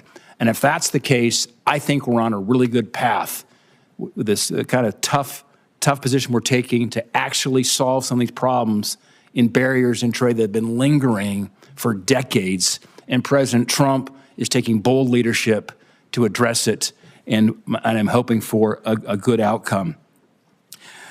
My hope is this is a sign of things to come, that these countries will offer major concessions and make historic trade deals with President Trump. Ambassador Greer, I encourage the administration, encourage you to use this opportunity to secure better terms with our partners, with our allies, to protect and grow American jobs, to grow access for our American farmers, our ranchers, our manufacturers, and American families. 3 weeks ago, I was in Hanoi and met with General Party Secretary Do Lam, the highest ranking official in Vietnam. And then I went to Beijing and met with high ranking Chinese officials, including the Premier Li Qiang. I carried President Trump's America First message directly to these leaders. I spoke with Premier Li Qiang and demanded that China stop the flow of the fentanyl precursors into Mexico, the United States, and Canada. I raised concerns about developments related to the expiration of registrations for beef processing plants here in the United States and some non-science-based barriers which has impacted Montana and U.S. beef exports. I want to remind you that in 2017, I went to China. I carried some steaks from a Montana rancher, Fred Wacker of Miles City, Montana. We met with the premier. In fact, I had one of your predecessors, Rob Portman, then the senator from Ohio and a former USTR with me. I had Senator Barrasso with me, Senator Kennedy with me. And as a result of that meeting, 30 days later, they lifted a 14-year ban on U.S. beef imports into China. Let me talk about what that has meant so far. This is the largest beef export market in the world is now China. For U.S. producers of beef, in 2021, we shipped $1.6 billion of beef. Keep in mind, the 2017 number was $31 million. It was $2.1 billion in 22, $1.6 billion in 23, $1.6 billion in 24. But here's the concern. That's been shut off now in the last 3 weeks. March exports of beef to China, U.S. beef, declined 92%. So the valve is shut right now for U.S. beef producers. My question is, what can we do to hold China's commitment to U.S. beef and other ag imports, which are so critical right now for U.S. producers? Thank you, Senator, and you've always been a leader on this, and I appreciate that. China, of course, needs to take down their barriers. It's been a persistent challenge with them, and they like to use economic coercion, and they have their own method of doing things. But my hope would be is that they turn back on this course of action. I think President Trump is focused on making sure we have the right program in place, that we're dealing with partners who are going to be respectful and achieve reciprocity with us. And I think a lot of this is going to be up to the Chinese on how forward-leaning they want to be on having fair trade with us. I'm very sensitive to this issue in particular, and I want to make sure we open up beef markets other places too, so we don't have to be dependent on just one market. Yeah.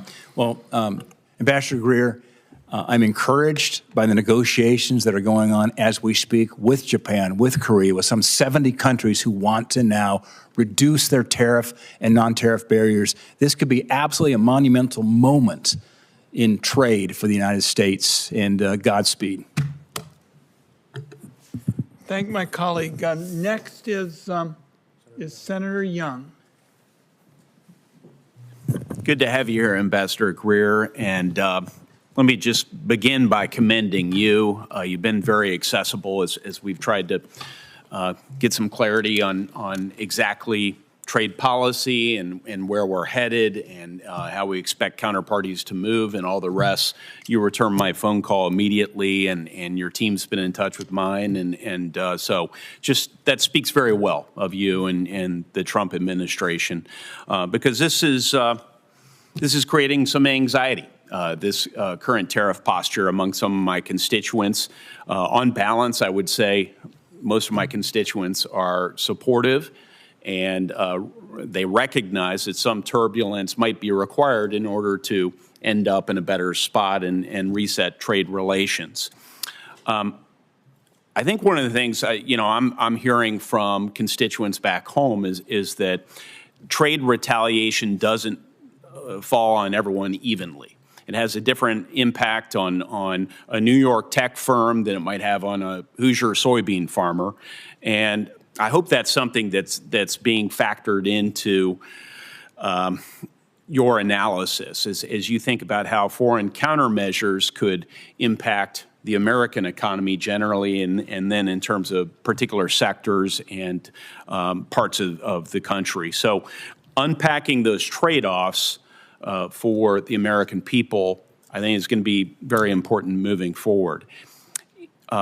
In Indiana, rural communities and export-driven manufacturers oftentimes feel the consequences, and they feel the consequences first. So, Ambassador Greer, is USTR actively mapping out which sectors and regions are going to bear the brunt of certain retaliatory measures and thinking about contingency plans? So, Senator, thank you for your concern. And I know this is something that we all watch. I watch it very closely. The president watches it. Whenever there's any kind of announcement of proposed retaliation, we look at it very closely. We look at the tariff lines. We look at what might get hit. The good news so far is that most countries have said they're not going to retaliate on this and that they would like to seek to talk to us first, find out more about the program, what they can do to meet our goals, which, as you know, we're dealing with an emergency in terms of manufacturing and our trade deficit. And so that is what most countries have chosen to do. My sense is that if there are some countries that choose to retaliate regardless of our need to address this emergency, our hope and expectation is that countries will do what they've said, which is bring down their tariffs and non-tariff barriers to provide better markets in alternative locations. Well, as I communicate some of the impacts in my state to your office, and as I know you and your team review this, I hope you will you'll keep those considerations in mind as you develop your negotiating priorities. Yes, we certainly will, and look forward to continued collaboration with you. You know, in other areas of federal policy, we have clear metrics or criteria to measure success. We do it in social policy. We do it with respect to education policy, test scores. We do it in defense policy. We try and measure readiness and through various metrics. But in trade policy, especially tariffs, we seem to lack a clear set of metrics and a feedback loop. Does USTR have a formal process to evaluate whether these tariffs are actually achieving their goals, whether that's reshoring or market access or reciprocity, some metrics associated with that? I'll let you speak to that, sir. Senator, as we've stated, the underlying basis for this action is the national emergency arising from the trade deficit. President Biden left us with a historically high $1.2 trillion trade deficit, which we understand and know to be driven, at least in large part, by non-reciprocity. And so when we're looking at whether that emergency is abating or being affected, is we're looking at outcomes. Certainly, if other countries are bringing down their tariffs and their non-tariff barriers, that's a good indicator. That's the right direction. We also want to make sure that the trade deficit is going in the right direction. And that means two things. It means we have better access and we can export more to these other markets, but it also means that they're not using us as a dumping ground for their overproduction or their subsidized products. And so it goes both ways. And so it's a country by country analysis. We're looking at it case by case. They come in and talk to us on a country-specific basis where we can articulate to them what their trade barriers are, right? I've got this big book with all the trade barriers, what their non-reciprocal tariff rates are, and what we expect in terms of fair trade. Well, thank you. I'm already over time. It's amazing how quickly we go through this, which is why I really appreciate that direct line to you and your team. I should also mention that we heard from Secretary Bessent to discuss tariffs the other day as well. We'll be in touch. We want to work with you on critical minerals policy, on digital trade policy, and many other areas that I know are your priorities as well and President Trump's priorities. And thank you for your ongoing efforts to bring more clarity to the markets and to our businesses and farmers so that we know exactly what lies ahead. Thank you. Senator Johnson. Thank you, Mr. Ranking Member. Mr. Ambassador, welcome. So you're hearing a fair amount of agreement from the Finance Committee here. First of all, I think there's agreement that we recognize that America's been very generous in opening up our markets. Our trading partners have taken advantage of us. We don't have fair trade.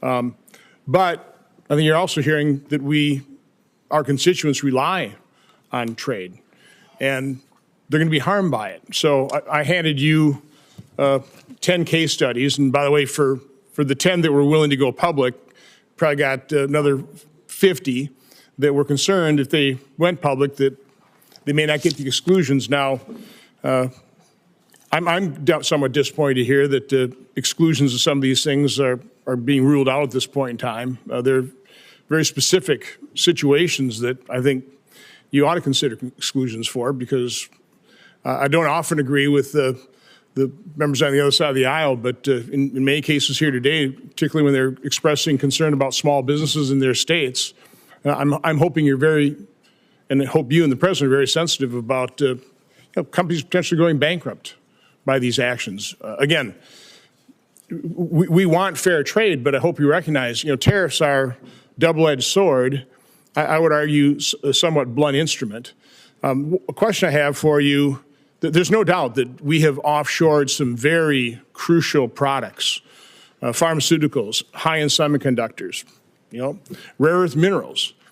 Do you have a list of what those products are that we must, in some way, shape, or form, reshore? Thank you, Senator, and I appreciate the communication we've had, and I've received your letters, and we'll take a close look at those to make sure we're incorporating feedback as we develop the policy. You'll note in the action we took last week, there were certain sectors that we excluded from the tariff action because we think they need their own investigation and consideration, whether it comes to tariffs or other actions. This includes semiconductors, it includes pharmaceuticals, like you're talking about, certain metals like copper, and also critical minerals. These are areas where we have to reshore. We need to be able to think about the best way to incentivize this. There are things we can do as the executive branch, and there are things that Congress can do, and especially with the tax bill coming up, I think these are the kinds of things where we need to create the right incentives. So you're not using tariffs with pharmaceuticals and semiconductors or rare earth minerals? So right now they're not subject to a tariff. Because you want them brought in here because they're crucial. There are other products that are also crucial that you are applying tariffs to. So we are doing investigations right now, and we're considering, with respect to pharmaceuticals and semiconductors, the President's been very clear about this. He said it several times, because tariffs are a tool that can be used to create incentives. What we can't have is the status quo. The status quo has not worked. Do you believe a trade deficit is just per se always bad? I think the situation, what we have, Senator, is a large and persistent trade deficit. In normal economic structures and normal markets, you would have a deficit one year or a surplus one year. But what we have is a structural, persistent and growing deficit. And as a result, offshore some crucial products. That's a big part of it. Yes, but do you want to onshore, for example, very high labor content products when, by the way, we're pretty low unemployment rate. I mean, when I went to college, 5% was full employment. We're at 4.2. I've been in manufacturing since late 70s. You couldn't hire enough people in manufacturing back then. Situations even got worse. So I would argue that I'm far more concerned about our budget deficit of $2 trillion. And I realize the trade deficit, we have problems with that. But I think a bigger problem is we don't have enough workers.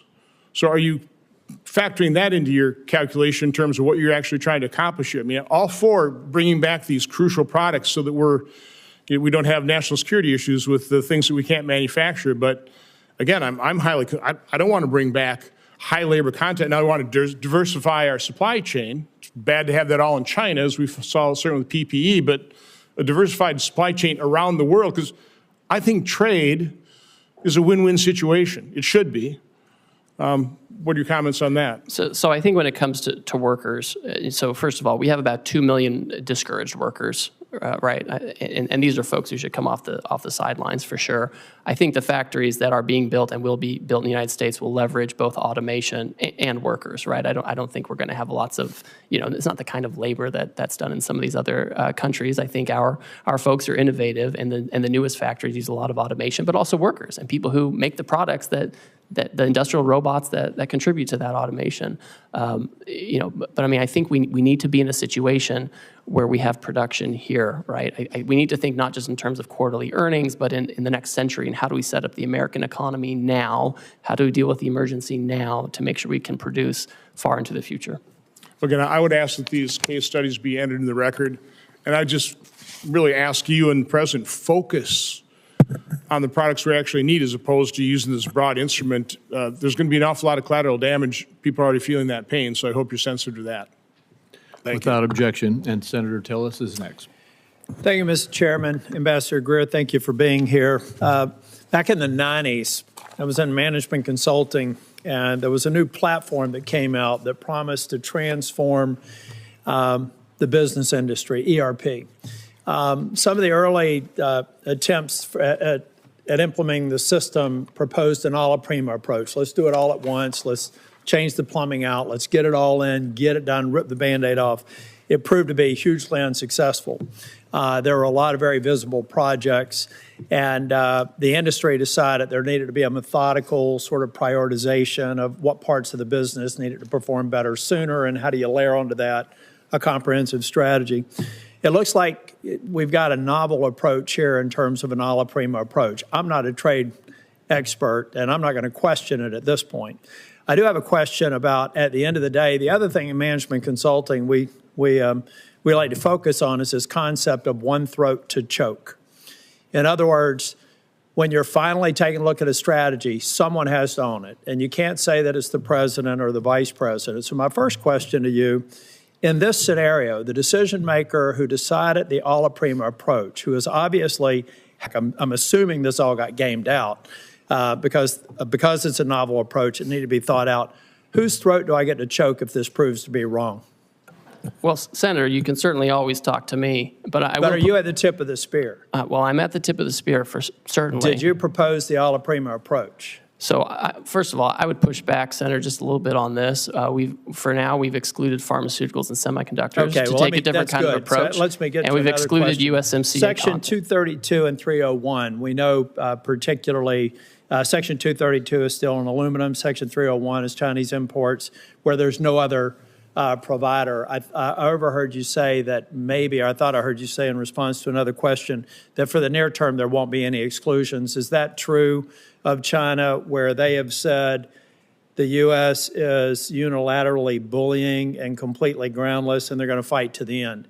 Are the 232 and 301 tariffs exclusions on the shelves until we get to a reasonable agreement with China? I'm just trying to answer a question that I have several people in North Carolina asking. So the president, again, is the final decision maker on all of these things, and he has directed that there not be exclusions or There exemptions. will not be any exclusions on steel, aluminum, or any products that are only manufactured in China for the foreseeable future until China determines what the end is, because they said they're going to fight to the end. Again, I'm just trying to communicate questions that I've asked, so there will be no exclusions. Yes. I won't waste your time asking for them. That's the main reason I wanted to ask the question. So again, I'm just trying to get my head around the logic of an alla prima approach, and I'm waiting to be, I'm waiting to see it be successful. But it just seems like we've decided to begin a trade war on all fronts. And that's okay if the person who thought this through has an answer for why you go after partners that we have a very long storied relationship with. Maybe we give some developing countries a break because we're trying to actually get their economies functioning, make them look to the West versus to Chinese investment. So it just seems like I'm getting my head around the alla prima approach. I'm not condemning it because I'm not a trade expert, but I still, at some point, and I understand that you are the trade rep. So if you own this decision, then I'll look to you to figure out if we're going to be successful. If you don't own the decision, I'm just trying to figure out whose throat I get to choke if it's wrong, and who I put up on a platform and thank them for the novel approach that was successful if they're right. But here's what I'm really worried. I'm not going to ask any more questions. I'm just going to tell you, every time we talk about people having patience, we need to understand that the founding fathers made damn sure that that patience was never more than about 14 months, really. Everything that we need to do to know what the political environment is going to be about next year, it's going to be done by February of next year. So in your mind, do you believe that over the course of the next 14 months, we're going to have a level of certainty, and the people in the trailer park that I grew up in who are going to bear the brunt of some of these short-term cost increases, maybe some job displacement for a period of time, how are they going to be feeling Groundhog Day 2027 or 2026? Do we feel like the majority of this will be resolved and I'll be able to thank whoever thought that the alla prima approach was a good idea? Because that's about the timeline we've got to work with. Well, Senator, these people who voted for the president is the same situation I grew up in. You know that. I agree. But let me just finish here because I don't want to get in the way of my colleagues. Yes. I'll be 65 in August. Every day, 11,400 people celebrate their 65th birthday. That's 4 million a year. So there, let's say from 60 to 65, people are looking at their 401k statements. They did vote for President Trump. They voted for me. I hope that they will again in both cases. Well, maybe not the president, but I intend to run for re-election. I'm just trying to figure out if they're going to feel good about this, because a long-term play in American politics and a long-term play in American policy, public policy formation, is about 12 months from the beginning of an administration. I wish you well, but I am skeptical. Thank you. Senator Smith. Thank you, Senator Crapo, and welcome, Ambassador Greer. So it seems to me that President Trump has started a big trade war, and the war is with everyone on multiple fronts, with allies as well as adversaries. I think this is a little bit of what Senator Tillis was getting at. It feels really indiscriminate and chaotic, and apparently we're still just in the early days of this. And I just need to tell you that Minnesotans are freaked out. Farmers who are experiencing, you and I have talked about this, one of the worst farm economies in the last 25 years are looking at lower prices and higher input costs. Minnesotans who work on the Iron Range, which is the source of 80% of the iron ore that goes into American-made steel, they want fair trade. They want us to stand up to illegal steel dumping, but like 500 of them have been laid off because the demand for American cars has been slumping. I mean, I could go on in every sector. Consumers are freaked out. This looks like a giant sales tax to them. Retirement stock market plummeting, and it's very hard for people to understand what is going on here. So what I want to do is to get an understanding from you of what you see as the goals of this war that we're in, because at various times it's been described as goals to raise revenue, to stop fentanyl trafficking, close trade deficits. So is the goal here to raise revenue for the federal treasury? Senator, this is not a trade war. We have, most countries have said they're not going to retaliate. We have an underlying emergency. The goal of this, of the trade deficit, where President Biden left us with a $1.2 trillion trade deficit, and the goal is to address that and the offshoring that led to that and the non-reciprocal treatment that led to that. That's the goal. Certainly there's a tariff revenue effect. If the countries do not do this, then they will be subject to the tariff and we'll have a tariff on foreign goods instead of American-made goods. So, okay, so if the goal is to close trade deficits, then that would mean that the tariffs are a negotiating tool here. Is that right? Is that how you see it? So the Or are tariff. you trying to use them to? Well, it can go both ways, Senator. So on the first, we've talked a lot about negotiations because a lot of these countries, they have closed off markets to our exports in unfair ways. They've done it for decades, and nothing has persuaded them. Sitting down, talking nicely hasn't persuaded them. But if you were trying to, so I'm all for fair trade, and I'm all for the idea that if somebody is not trading fairly with us, if they're not giving us fair markets, then we need to have a strategy to go after that. But yet this is a blanket approach. It's an across-the-board approach, which is going to contribute to raising costs, and that's why it just feels, I think, so chaotic to people. Well, the trade deficit is a global issue. So you can't if you're trying to get the trade deficit, you can't just pick one or two countries and say, we're going to do this and become Swiss cheese. Like that would not be coherent. What's coherent is a global approach to what's a global issue, to take these countries, country by country, figure out how we can address our trade deficit with them and address trade market barriers with them. And that's the right approach. And that's what's happening. That's what the president's directed. But I mean, as Senator Warner was pointing out, I guess it's a floor, you could call it, a 10% tariff, even with countries where we have a trade surplus. And by the way, this formula that the administration used to assign this so-called reciprocal tariff it just seems so arbitrary. I mean, where did that formula come from? It's straightforward and it's common sense. It came from White House economists, and they proposed that looking at a country's trade deficit is a good approximation of the net effect of the unfairness, of the higher tariff rates, the higher trade barriers, the unfair trade practices, the dumping, the subsidies, all of that. And that's how you can capture that. Well, so would you adapt that because it's based on 1 year, and of course, trade surpluses, deficits can vary quite a bit from year to year. Would your plan be to change it if you get new yearly data? And then that would suggest, I guess, that the tariffs would be in place for a long time. Well, we need to assess. Again, I think it becomes country by country. We have the baseline 10% to make sure there's no arbitraging of different jurisdictions. And all these countries that are subject to the highest rates, most of them have already come to talk to us about how to get it down. I mean, we have to take this step by step. We have to take it country by country to address these issues. The status quo just won't work anymore, and we can't do it piecemeal. I'm not arguing for the status quo, Ambassador. I'm not arguing for the status quo, but I am questioning the rationality of this policy that is it's so chaotic, and it seems so arbitrary.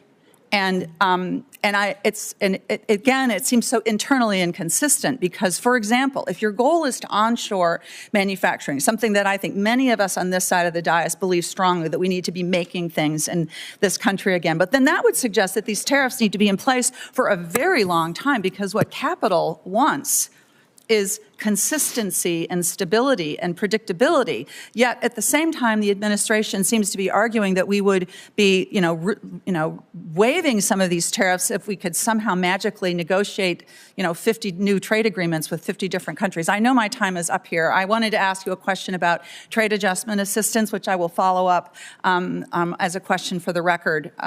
Again, I think that my constituents are freaking out here, and I understand why. Thank you. Senator Lujan. Thank you, Mr. Chairman. Thanks for holding this hearing. Now, Mr. Greer, it's been less than a week since President Trump started this, what I'll describe as a reckless tariff war. It certainly feels that way. Families are seeing higher costs. Businesses across the country are hurting, and we've seen one of the worst drops in the stock market in over 35 years. Do you believe that there's currently higher costs a week after the president put these tariffs into place? Senator, we haven't yet seen how those costs are going to be allocated between the foreign producers and their importers here. We haven't seen the data on that yet. Do you believe businesses are hurting a week after President Trump put these tariffs into place? I've heard from a lot of businesses. Some of them are excited about the prospects. Some are concerned because they're import dependent instead of U.S. product dependent. So I know there are varying views on this. Let me ask this question, because this one's based completely on fact, on something I think you look at every day. You probably have some of these numbers in your phone that I'm guessing might be in your pocket. Have we seen one of the worst drops in the stock market in over 35 years? We've certainly seen volatility. Have we seen one of the worst drops in the stock market in over 35 years? I think, and Senator Warner talked about We'll move this. on. If you don't want. Well, I know everyone's concerned about Wall Street, and I'm just concerned about Main Street and getting these jobs back, Okay, let's talk sir. about Main Street, Mr. Greer. Last time you were here, I asked if President Trump's trade war would hurt New Mexico businesses and families. You dodged my question. You told me, quote, I can't guarantee economic outcomes. When I pressed you, you told me that you want me to, quote, you asked me to, quote, hear from me on what the impacts of these tariffs are. Well, Mr. Greer, I'm here to tell you today, New Mexicans are hurting. I understand why you would not guarantee that New Mexicans wouldn't be hurt, because you probably knew what I thought then that we now see today, that this is hurting people back home. Now, I want to ask you the same question again. Yes or no, will President Trump's tariffs harm New Mexican businesses and families?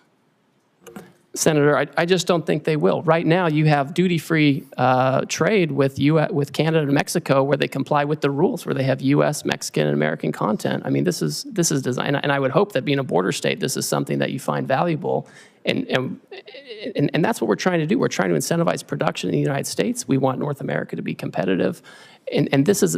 We can't have the status quo. We have to have a situation where we have manufacturing here, where we have foreign market access for our producers, and we want New Mexico families and companies and communities to prosper. Mr. Greer, do you agree with President Trump that families are going to have to feel a little pain? I'm not going to speak for the president. I didn't ask for you to speak for him. I know none of you have the courage to stand up to him. What I'm asking you, Mr. Greer, is do you agree with what the president said about these tariffs, in that people are going to have to feel a little pain? That's my question. If we have companies that feel pain because they're adjusting their supply chains, have more American product made by American workers, that's an adjustment we have to make to prepare for the future. We can't keep doing the same thing we always did. And if companies are having trouble adjusting their supply chains, which I'm very sensitive to, this is something that we have to deal with. We can't do nothing for 4 years like we saw under Biden, where there was just nothing going on trade. Let me ask the question a little differently. Yes or no? Do you agree with President Trump when he said families are going to have to feel a little pain? Of course, I agree with the president. Thank you very much. But I expect that the jobs we see for manufacturing is going to far outweigh short on time, sir. So look, economists are predicting that Trump's trade war is going to cost American families about $4,000 per year. I disagree with your assessment now, and agreeing with Donald Trump that families should feel pain. When I asked you about the economic impact to families back home, you said, no, they're going to do great. Things are going to be wonderful. New Mexico should be appreciative of all these things. I guess pain is the kind of relief that you believe that families should be going through.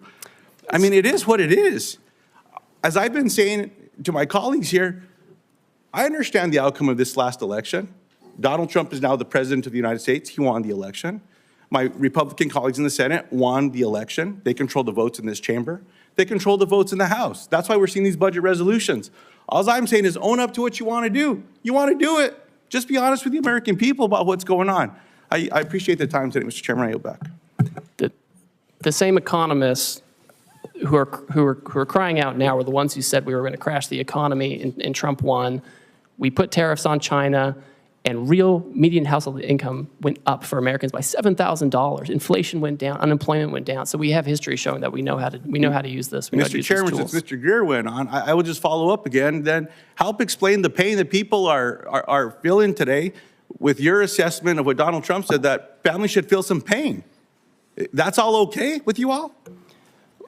Senator, we're not going to be in a situation where we keep allowing Wall Street to run the economy. And as we're making that transition, companies you know what, Mr. Greer, will need to adjust. Go spend a little time at the grocery store talking to some of my constituents back home. I'll take you around. We'll walk around. We're not going to give anyone a heads up. You just go do it. And let's see what the regular folks back home are doing, including the people that come and talk to me that say they voted for this president. This is not what they stand up for. Farmers and ranchers are getting the short end of the stick from USDA, where these grants are being cut, and they say, oh, no, it's because we don't want to give people food. Baloney. You're cutting the line for these farmers and ranchers as well, in addition to what's happening with these inputs with tariffs. Look, you all are a lot smarter than I. I'm just a regular person back home. I'm one of them. Senator Warnock. That's the difference between you and I, sir. Senator Warnock. Thank you very much, Brother Chair. Since President Trump announced his tariffs last week, the stock market has dropped more than 10%. We've talked about that. I'm more concerned about the impact on ordinary people. This for me is a regressive tax. It's a tax on families who are already dealing with increasing costs and are trying to figure out how to make their lives work. I heard you say, Mr. Greer, that you don't think this is that we're in a trade war, and I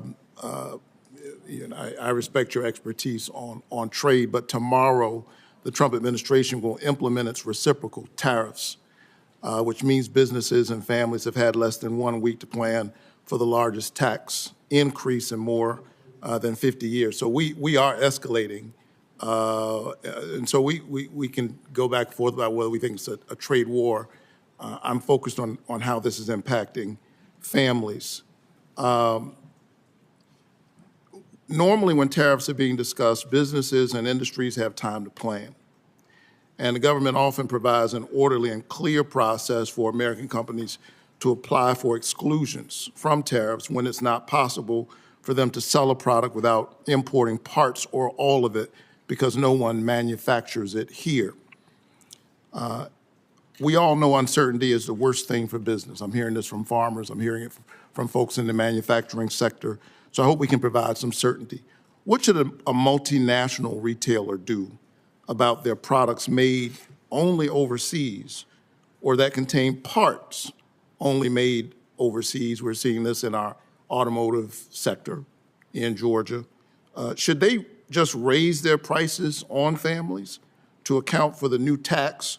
Or is there a process for that company to reach out to the White House for an exclusion? So Senator Warnock, the Section 232 on autos is a Commerce Department action. One thing they've done is they have said that they would be willing to give some kind of a credit for U.S. content in parts and components, and they can approach the Commerce Department about this. It's not a decision I'm making, but I know that this is one alternative. You know, I'm mindful, you know, when I hear this, obviously we're sensitive to these dynamics, but it just reminds me that we lost 5 million manufacturing jobs over the last 20 years, and that's part of the reason why we're in this situation now, and we just have to bring those back. So it's important to bring them back now before the situation gets worse. But the question is, what do they do? Do they pass that price on to consumers? Well, what we've seen is Ford and GM, for example, have announced actually that they're giving discounts. That was the big news last week. Last Thursday, they'd be giving discounts going forward. These companies often are going to figure out how they allocate costs among themselves, and it rarely gets down to the consumer in one-for-one basis. So the company might figure it out, I think, well, they can approach the Commerce Department to talk about the credits. Let me go smaller. Last week, my office met with Angela Hawkins. She's the founder of Bamboo, a small business in Atlanta that sells bamboo-based sleepwear and sheets, particularly for people with severe and sensitive skin allergies like her husband. Angela's products are made overseas because you can't really find bamboo fabric made in the United States. What should Angela do? Pay the new tax, raise her prices, and risk losing customers? Or is there a process for her to apply for an exclusion from the Trump White House? So, Senator, the president has said that in connection with this action, he's not going to have exclusions or exemptions beyond what's in the program already for certain products. So she'll just have to figure it out. She'll have to work with her business partners and find about sourcing, and she'll have to either raise prices and risk customers. Basically, is the answer, right? Because she can't get bamboo here. It will depend on the tariff rate. Every country has a different rate, and some are much lower than others, and so they're she might even go out of business. Let's go even smaller. Early estimates show that President Trump's tariffs will increase the cost of goods by $3,800 for an average American household. Many critical baby goods like cribs and baby gates are produced abroad or made or have foreign-made components. I went through this not long ago as a parent of young children. For an expecting family in Augusta, Georgia, who may now see a 50% price increase for that stroller or car seat, what is the process for that family to apply for a White House exclusion? I guess if the business owner can't get one, they can't get one either, correct? So there's not an exclusion process. That's right.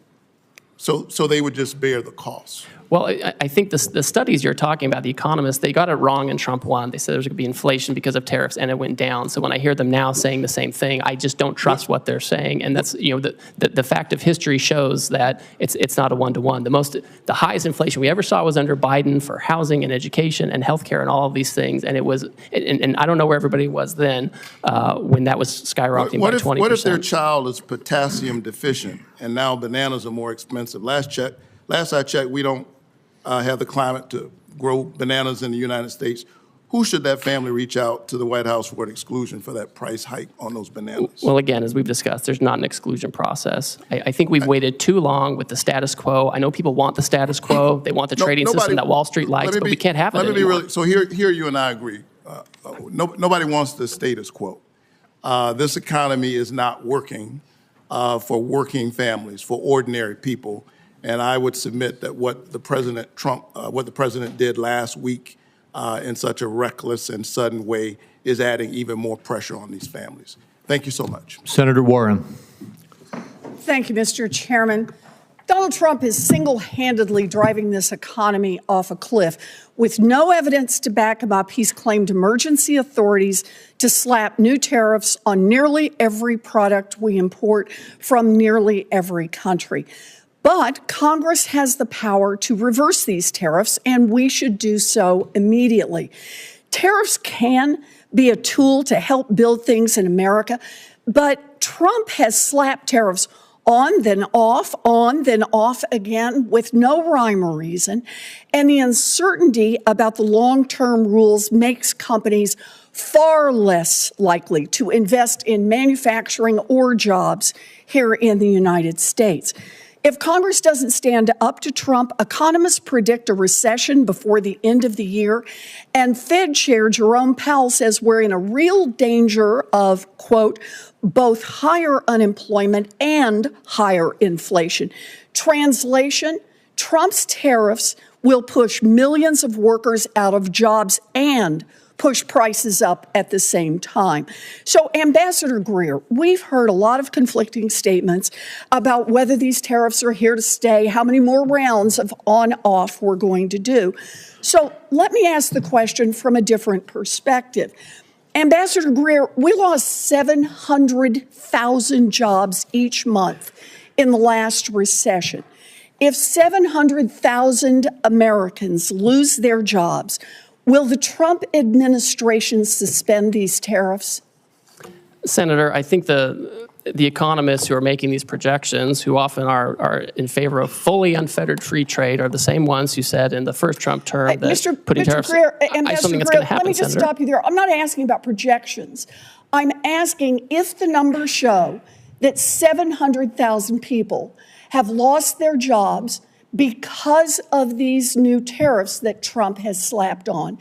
Will the administration reverse course and lift those tariffs? Senator, that's not going to happen. We've lost 5 million manufacturing jobs over the years, which is the number I'm most worried about, and we have to get those jobs back. So I take that as a no. Let me try another one.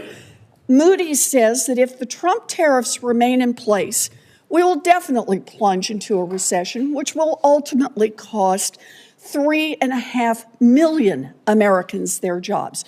So, Ambassador Greer, if Trump's tariffs push 3.5 million people out of work, will the Trump administration reverse course and lift those tariffs? Senator, the Wall Street analysts are wrong. They never want to have any kind of change to the status quo. Right or but that's who you're quoting to me, Senator. I'm giving you a number.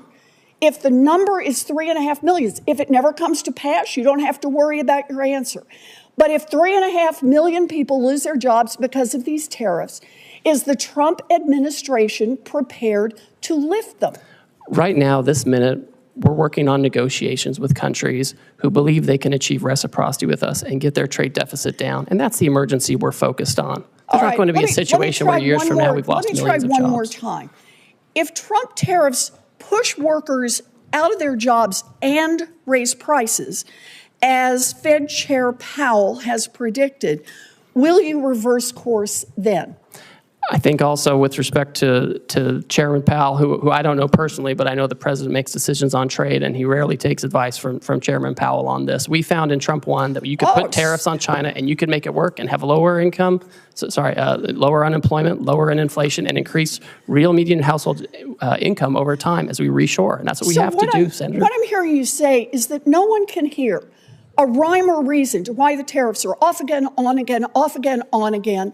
But what you're telling us is the fact that hundreds of thousands, even millions of people could lose their jobs and that prices could go up will not be a factor for you or for Donald Trump for rolling those tariffs back. Look, if Republicans are serious about protecting American jobs and fighting inflation, then they can join Democrats right now to pass a resolution to fix Trump's reckless tariffs. This economy is teetering on the edge of collapse. We have the power right here in the Senate and over in the House of Representatives to take this authority away from Donald Trump. We can get this voted on. Senator Wyden and I have already are about to introduce the bill to do that. And if Republicans are serious about not playing the red light, green light with tariffs, but instead about protecting our economy, our families, our jobs, and keeping prices low, then Republicans should join us on that. Thank you, Mr. Chairman. Senator Welch. Thank you. You know, there's a place for tariffs on China. Targeted tariffs make some sense. What is being rolled out and the way this is being done is so destructive and so reckless and so irresponsible that it's creating nothing but economic chaos, uncertainty, and suffering for a lot of people. These are really disastrous for Vermont. I just want to go through this question of how do these roll out?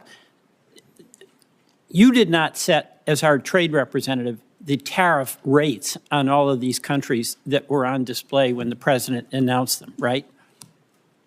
Senator, the president made a decision on how he wanted to have the tariff set, and the economic cabinet advised him on that.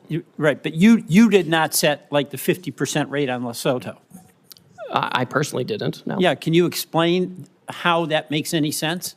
So the way that the methodology works is the emergency we're talking about is premised on the trade deficit, which we think is well, I'm trying to explain the methodology, Senator, if you want to hear it. This has got to get concrete because this has real impacts on everyday people. So the rhetoric about what the goals are when the rollout is so in conflict with achieving anything other than economic downturn, how did the 50% rate on Lesotho be decided? So when you have White House economists who assess the trade deficit. But you had no role in it? Well, I certainly had a role in it. Everyone was advising the president on how to do this. Tell me why I came up with 50% for Lesotho. Well, I'd like to tell you, Senator. So when you look at a country's trade deficit, we believe that captures some of the unfairnesses, and you have to have a uniform methodology. You can't be arbitrary or capricious. I'm going to keep going because Lesotho does diamonds in, you know. I'm happy to talk more to you about the methodology. There is, I mean, my sense is there is no methodology. I asked ChatGPT, and basically they came up with some formula. Well, that's not true. Well, here's how it looks. Donald Trump just got fed up and said, what the heck, we'll just go with this formula that makes no sense. Number two, the issue of these tariffs. Now, the phone is ringing off the hook at the White House from countries wanting to get a break, right? They want to talk about how to have reciprocal trade with us and how to get that deficit down. That's right. So here's the structural issue that is really alarming to me, and I hope to all of us. We are using these tariffs, or the president is using these tariffs, from going from an economy that's based on competition to one that's based on access. You know, in a competitive economy, your product, your service determines the outcome and how well you do. In an access economy, it's who's got Donald Trump's number, who's got your number, who's got Lutnick's number, and you call up and you get a break. That's an access economy. Is this going to be the arbitrary authority of the president to decide, yes, we'll cut the Vietnam tariff, and no, we'll sustain the tariff on Lesotho? The way this works, Senator, is we have longstanding relationships with trade officials in these foreign countries, and they work with our staff, our career staff, and they develop, if someone comes to us with an offer, we review it, we analyze it, and we present it to the president. They're calling the president. I mean, you've got Donald Trump as president basically picking and choosing winners and losers, and who knows on what basis. That's not a trade regime that anybody can count on. That's something they can game if they know you, they know Lutnick, they know Donald Trump. You know, that I think was what Senator Warnock was asking about. We've got farmers on the border with Canada. They get their grain. It's going to be 25% hit. We've got consumers whose electricity bills are going up because of retaliation from Canada. Can they make a call to you, to Howard Lutnick, to the president, and ask for relief? Well, we certainly talk to all kinds of constituents. We talk to labor unions, we talk to civil society, we talk to business.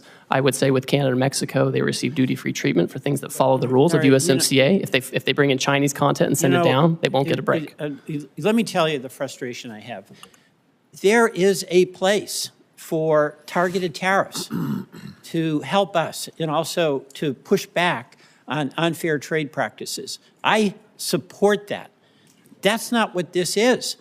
This is utter chaos, arbitrary and willful on the part of the president that is setting up a dynamic where he picks winners and losers rather than companies compete to do the best they can and have the benefit of good work and a good product. Mr. Chairman, I yield back. Thank you. Senator Barrasso. Thank you, Mr. Chairman. Well, appreciate you being here to answer questions. Look, I'm concerned from Wyoming and for workers across the country. I'm worried that foreign competitors continue to use unfair trade practices against the United States, against our workers, against our producers. These practices threaten our economic security, our prosperity. We want a safe and prosperous nation. Workers in my home state and across the country are paying the price. So can you just talk a little bit about how you determine if foreign trade and economic practices constitute an emergency for our country? And I just heard our previous speaker talk about asking ChatGPT. I'm not going to do that. I'm going to ask you, how is it that we determine if foreign trade and economic practices constitute an emergency for our country? Thank you, Senator. In the first instance, when the president declares an emergency, he has to consider where there is, the conditions that may impact national and economic security. And so for him, he took a look at our trade deficit, which was the largest in human history under President Biden, 1.2 trillion. And we looked at what the effect of that was. And it includes loss of 5 million manufacturing jobs, loss of 90,000 factories, loss of competitiveness with China in advanced technology. And then we looked at what are some of the causes of the trade deficit. And certainly there's currency manipulation, there's other currency factors, but also non-reciprocity in trade, barriers overseas, whether tariffs or non-tariff barriers that keep us out, unfair trading practices like dumping and other things that push things into our market, or subsidies, or state-directed economies. And so those are the things we look at. And then when you move to the countries, obviously it's common sense to have a baseline to make sure there's no cheating and that we can get at the deficit broadly based, and then to have a higher rate for those who have who pose the biggest challenges in terms of the trade deficit and unfair practices. Thanks. Could I ask you about nuclear fuel? And, for decades, America led the world in uranium production. Today, there's virtually no commercial enrichment capacity. We're dangerously dependent on imports from other countries. Congress took a strong stand by banning Russian uranium imports. We're now seeing a troubling shift with increased uranium imports coming from China. And we think it's the uranium from Russia going to China, which they then sell to the United States. So we've simply replaced one adversary with another. This poses to me a serious threat to our national security, to our energy independence. Wyoming has the resources and the workforce to revive American uranium production. But what we know is that subsidized foreign uranium from China and from Russia threatens to undermine our domestic industry. Well, you're going to support efforts to end uranium imports from China as we continue to try to build our U.S. nuclear supply. Senator, I'm happy to talk to you about that and the best way to implement that kind of action. Great. Market access for Wyoming beef. Our ranchers are seeing what you recently did, what the president has recently done, and say it's about time. I know you heard a lot about market access today. Just specifically discuss market access for American beef. It's our #1 cash crop in Wyoming. Our ranchers produce some of the highest quality beef in the world, yet our beef faces significant barriers in key foreign markets. So I do appreciate your office's efforts to document the numerous barriers that unfairly block American beef exports. For example, Thailand imposes a 50% tariff on American beef.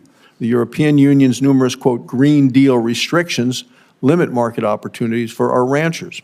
Australia's barriers prevent the sale of a safe, high-quality American beef. They've sold $29 billion into our country. We can't sell a hamburger there.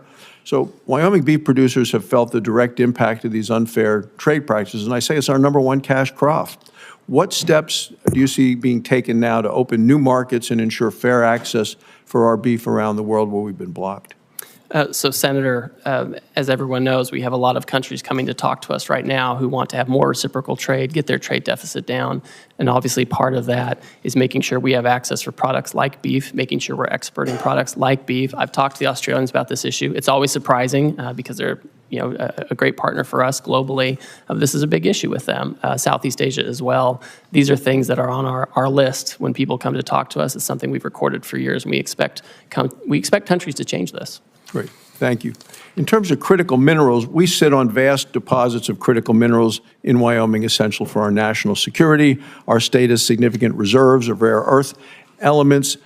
Are there some trade initiatives that you're taking right now that are going to pursue to counter China's dominance in the critical minerals world, both in terms of production as well as refinement?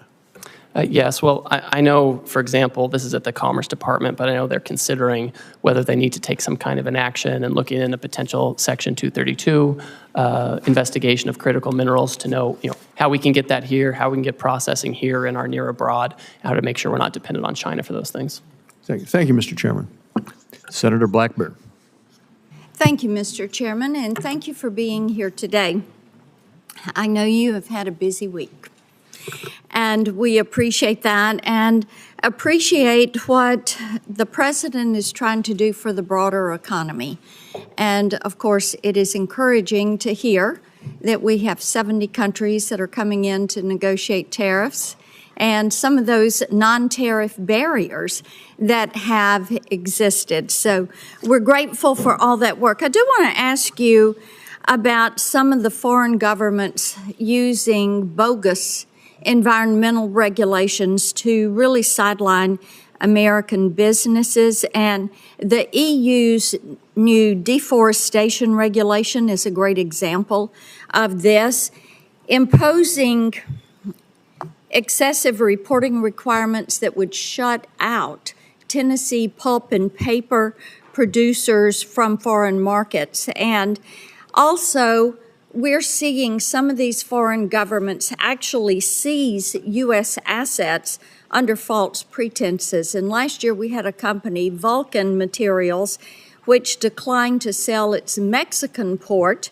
to the government. So armed forces came in and took control of that, citing environmental licensing requirements. And this is a pattern of regulatory abuse.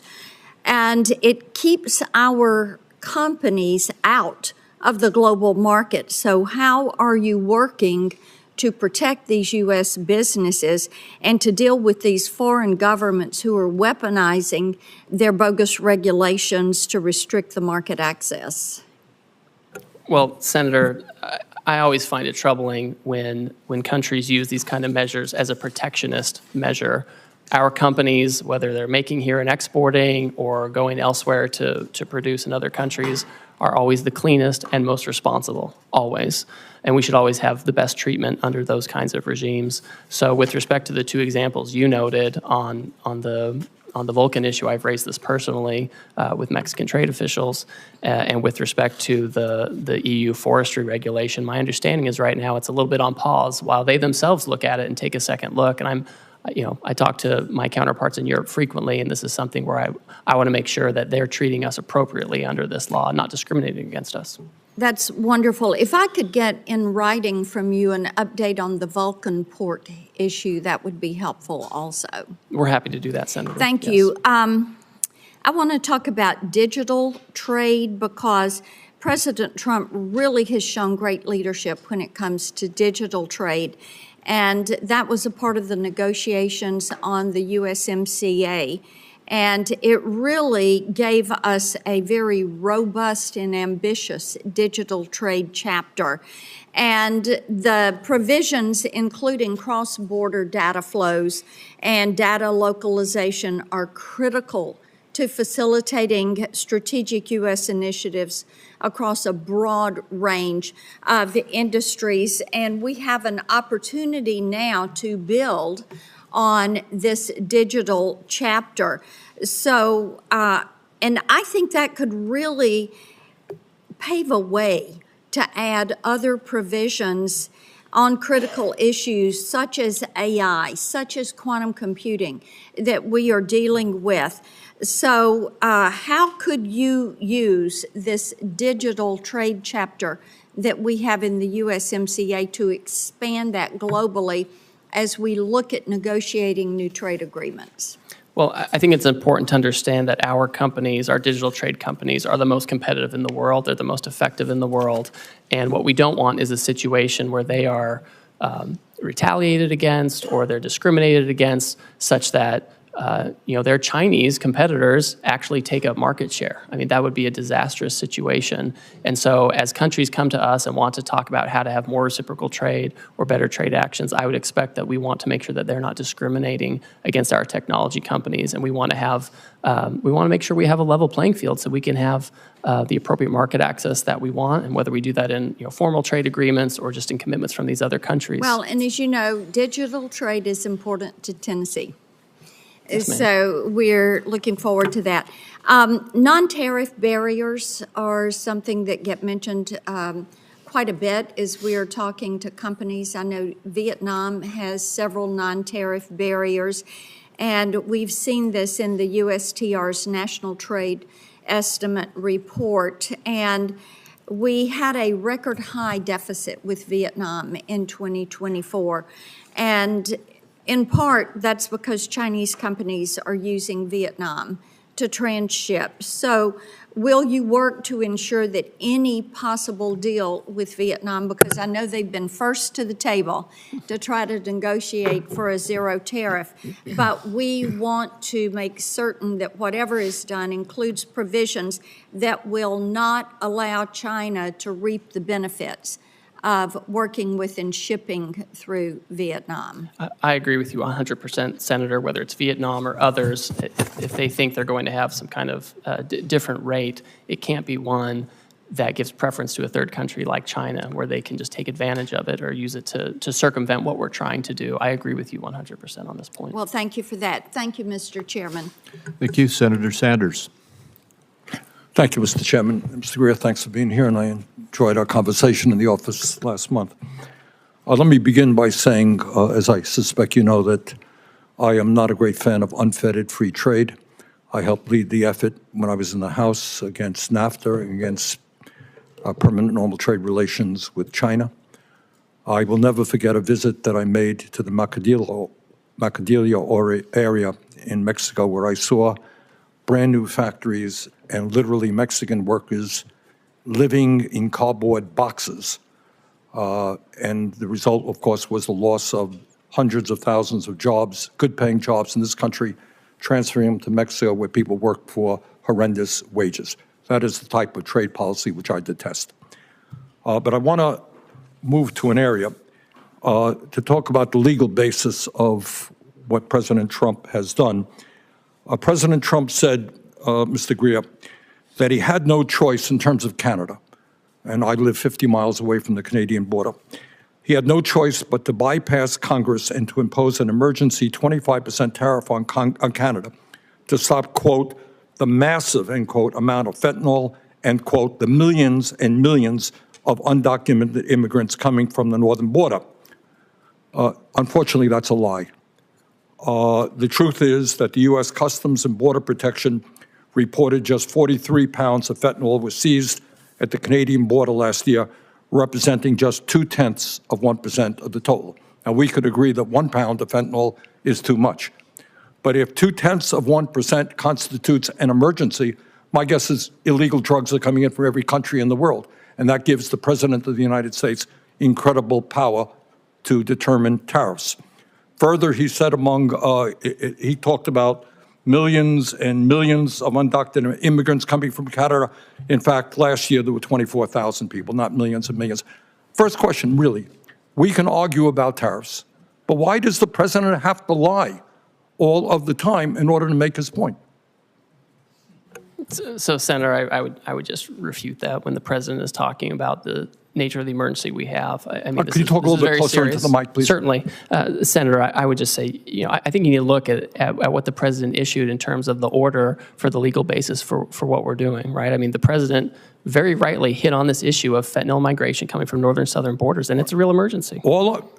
Drugs are a real emergency. 0.2%. You can then argue illegal drugs come from every country in the world. If you declare that as an emergency, you're giving the President of the United States unbelievable power. Let me go on that point. Let me mention to you what you probably know. 7 Republicans have joined a number of Democrats on legislation reasserting Congress's ability to play an active role in trade and tariffs. That, on the Republican side, was led by Senator Grassley.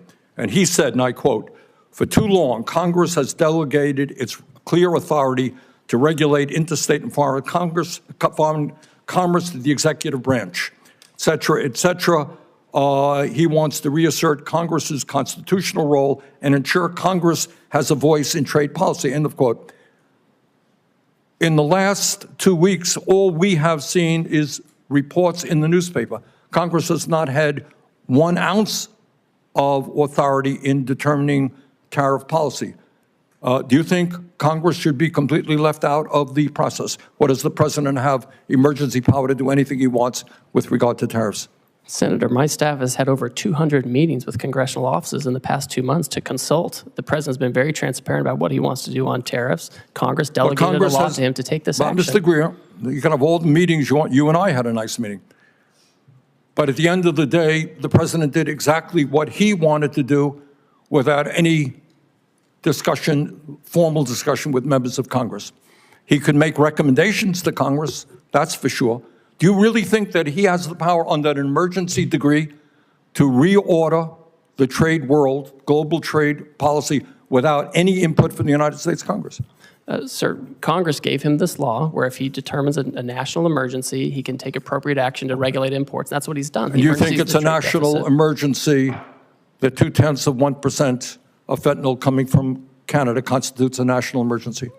Sir, do you? The president has determined that Do you? Canada, I'm asking you. You're asking me about drug policy. So I agree with the president. If you have China and Canada and Mexico putting drugs into this country at different levels, then that's an emergency. We have to deal with it. Look, we're not going to argue about the danger of drugs. 43 pounds of fentanyl. On that basis, the president can declare an emergency with any country on earth and take unlimited power. That's called authoritarianism. Okay? That's not what a democracy does. Do you have any concerns about all of that power going into the hands of the president? Sir, Congress delegated this power to the president. He has to renew the emergency every year. He has to give reports to Congress. The Congress told him what he has to do to use this authority, and he's doing those things. Okay. Thank you, Mr. Chairman. Thank you. We have, you've been going now 2 hours and almost 40 minutes, but we have one more question. Senator Wyden has one more question, and then we'll Thank you wrap very up. much, Mr. Chairman. So, Mr. Greer, we've been at this a long time, and you've offered a lot of word salad about international trade, reciprocity and metrics, and the list goes on and on.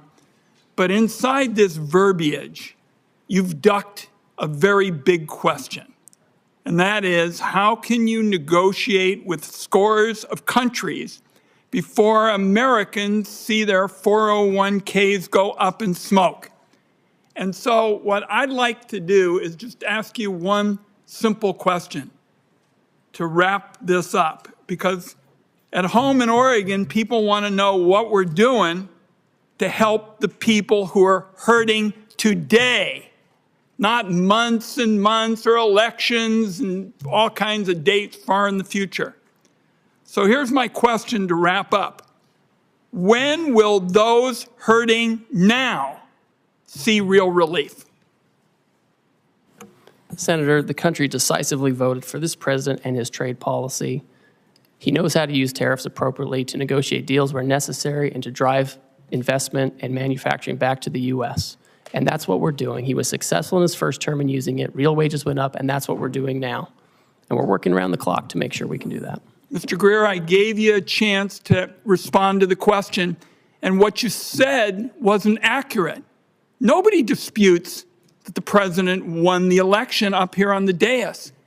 But nobody was told in the election campaign that we would have all of these people hurting now because of a flawed trade policy. Once in a while, it said, well, maybe take a little time. But there wasn't any mention of people from one end of the country to another feeling they've been wiped out financially. Nobody heard about that. That was never discussed. Hope you'll have an answer for me, because that's what Americans want to know who are hurting now. They've listened to all of this trade lingo tossed around, and then they scratch their head and say, who's going to stand up for me now? Well, I'll tell you, we're going to fight for those people. That's why I'm proposing a bipartisan resolution that would overturn what's going on with 180 countries. We'll keep the record open for a few days, but what I'd like to know is what the timetable is for helping people who are hurting right now, because I haven't heard anything on that point. Thank you, Mr. Chairman. Thank you, Senator Wyden. And we are now at the conclusion of the questions. Ambassador Greer, thank you for the time you've given us. As I indicated, you've gone almost 2 hours and 45 minutes. And I think you have been very clear about what the President's intentions are and how you expect this to roll out. The questions for the record deadline is Tuesday, April 15th for members of the Senate. And with that, this hearing is adjourned. Thank you.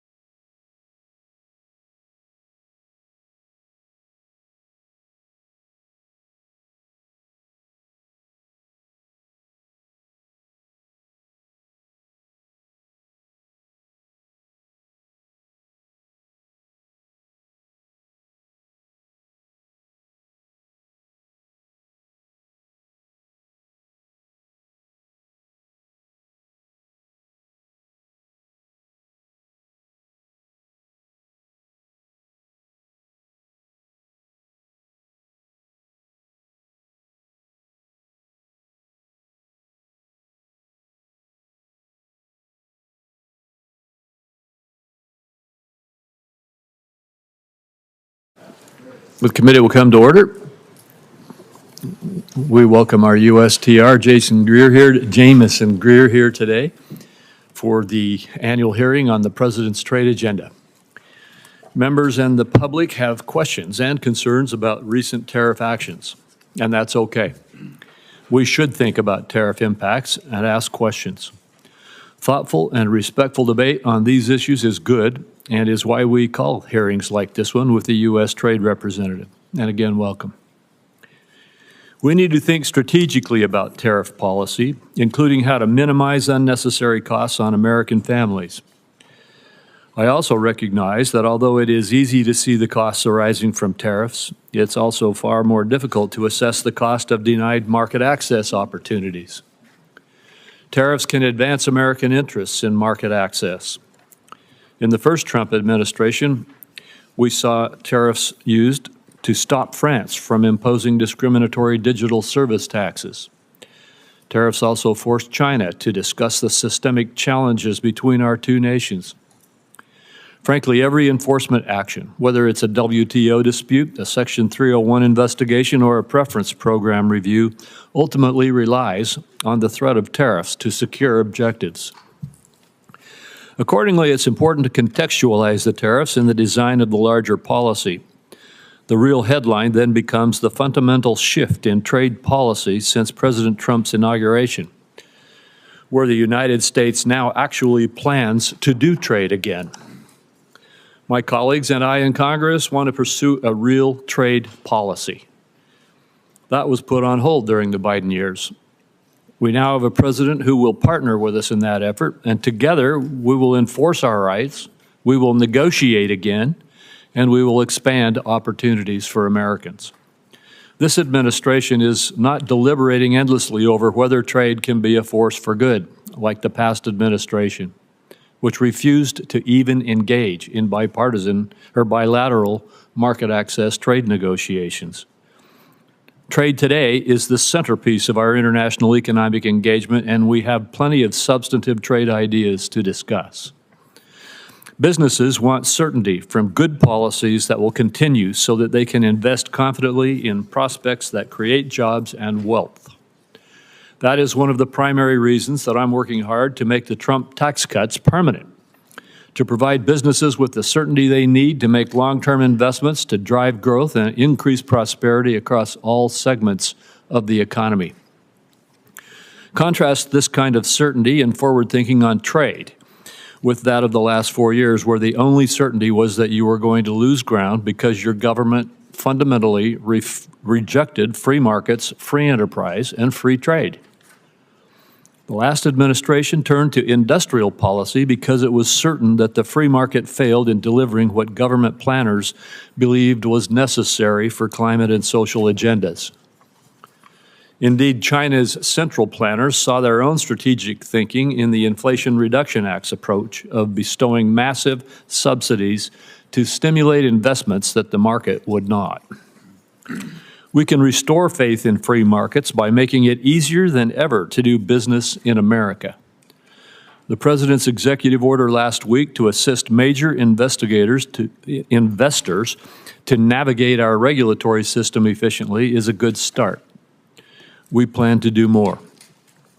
The Biden administration provided us with only the certainty that in the face of a foreign government's discriminatory policies like digital service taxes, data localization, or other non-tariff barriers, it would not stand up for its citizens because it believed that the so-called right to regulate trumped the principle of free enterprise. Respectfully, democratic governments do not have rights. They exist to secure rights for their citizens.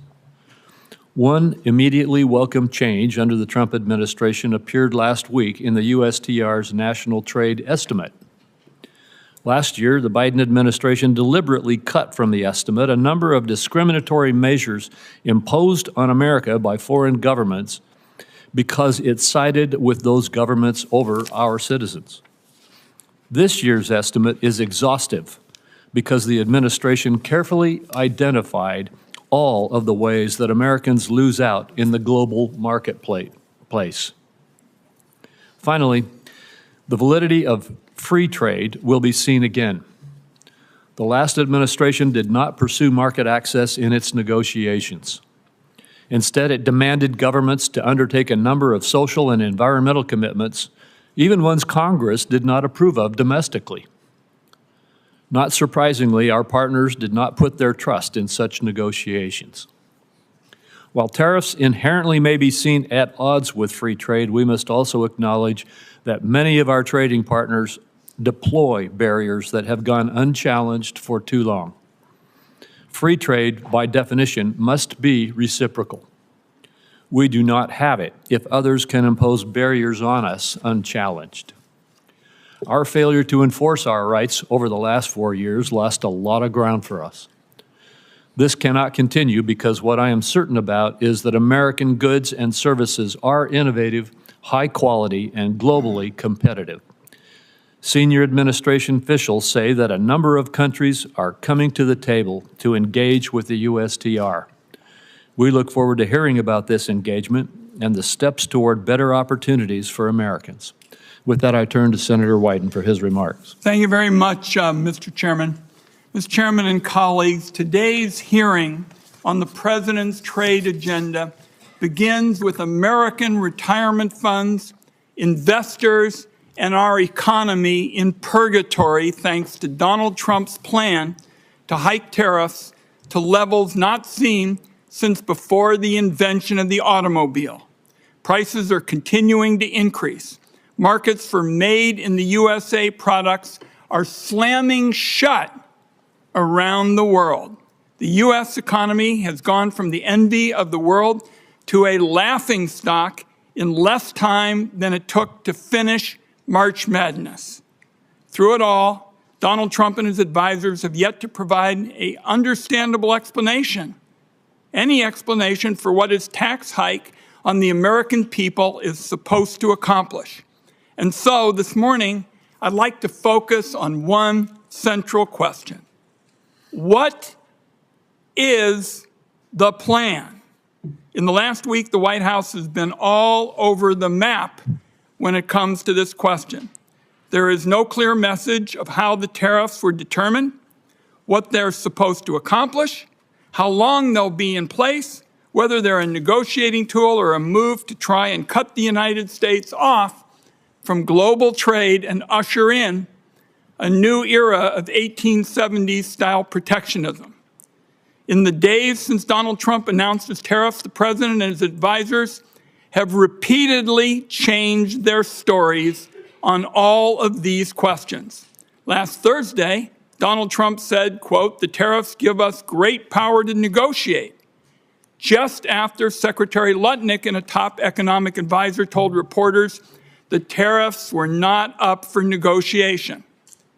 Then the stories changed again on Sunday when the Secretary of Agriculture and the top White House economic advisor, Kevin Hassett, both said Trump's tariffs were bringing foreign countries to the table, hoping to negotiate new deals to cut tariffs. At nearly the same time, the Treasury Secretary was on TV Sunday saying the tariffs would remain in place for, quote, days and weeks. Asked if the tariffs were up for negotiation, the Commerce Secretary said Sunday, "The tariffs are coming." He announced it, and he wasn't kidding. The tariffs are coming.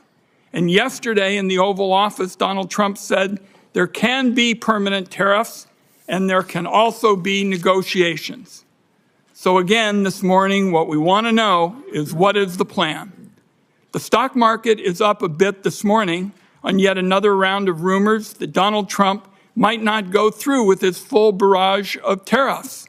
Yet this weekend, Donald Trump retweeted a post on Truth Social arguing that Trump is crashing our economy and markets on purpose as a strategy to lower interest rates. Is it possible that's the plan? Tank the economy so wealthy people can borrow money more cheaply? We know that billionaires like Howard Lutnick and semi-billionaires like Scott Bessent won't mind paying more for groceries or gas. It's a drop in the bucket for them. But for families, higher costs are going to get hurt. Higher costs are going to hurt.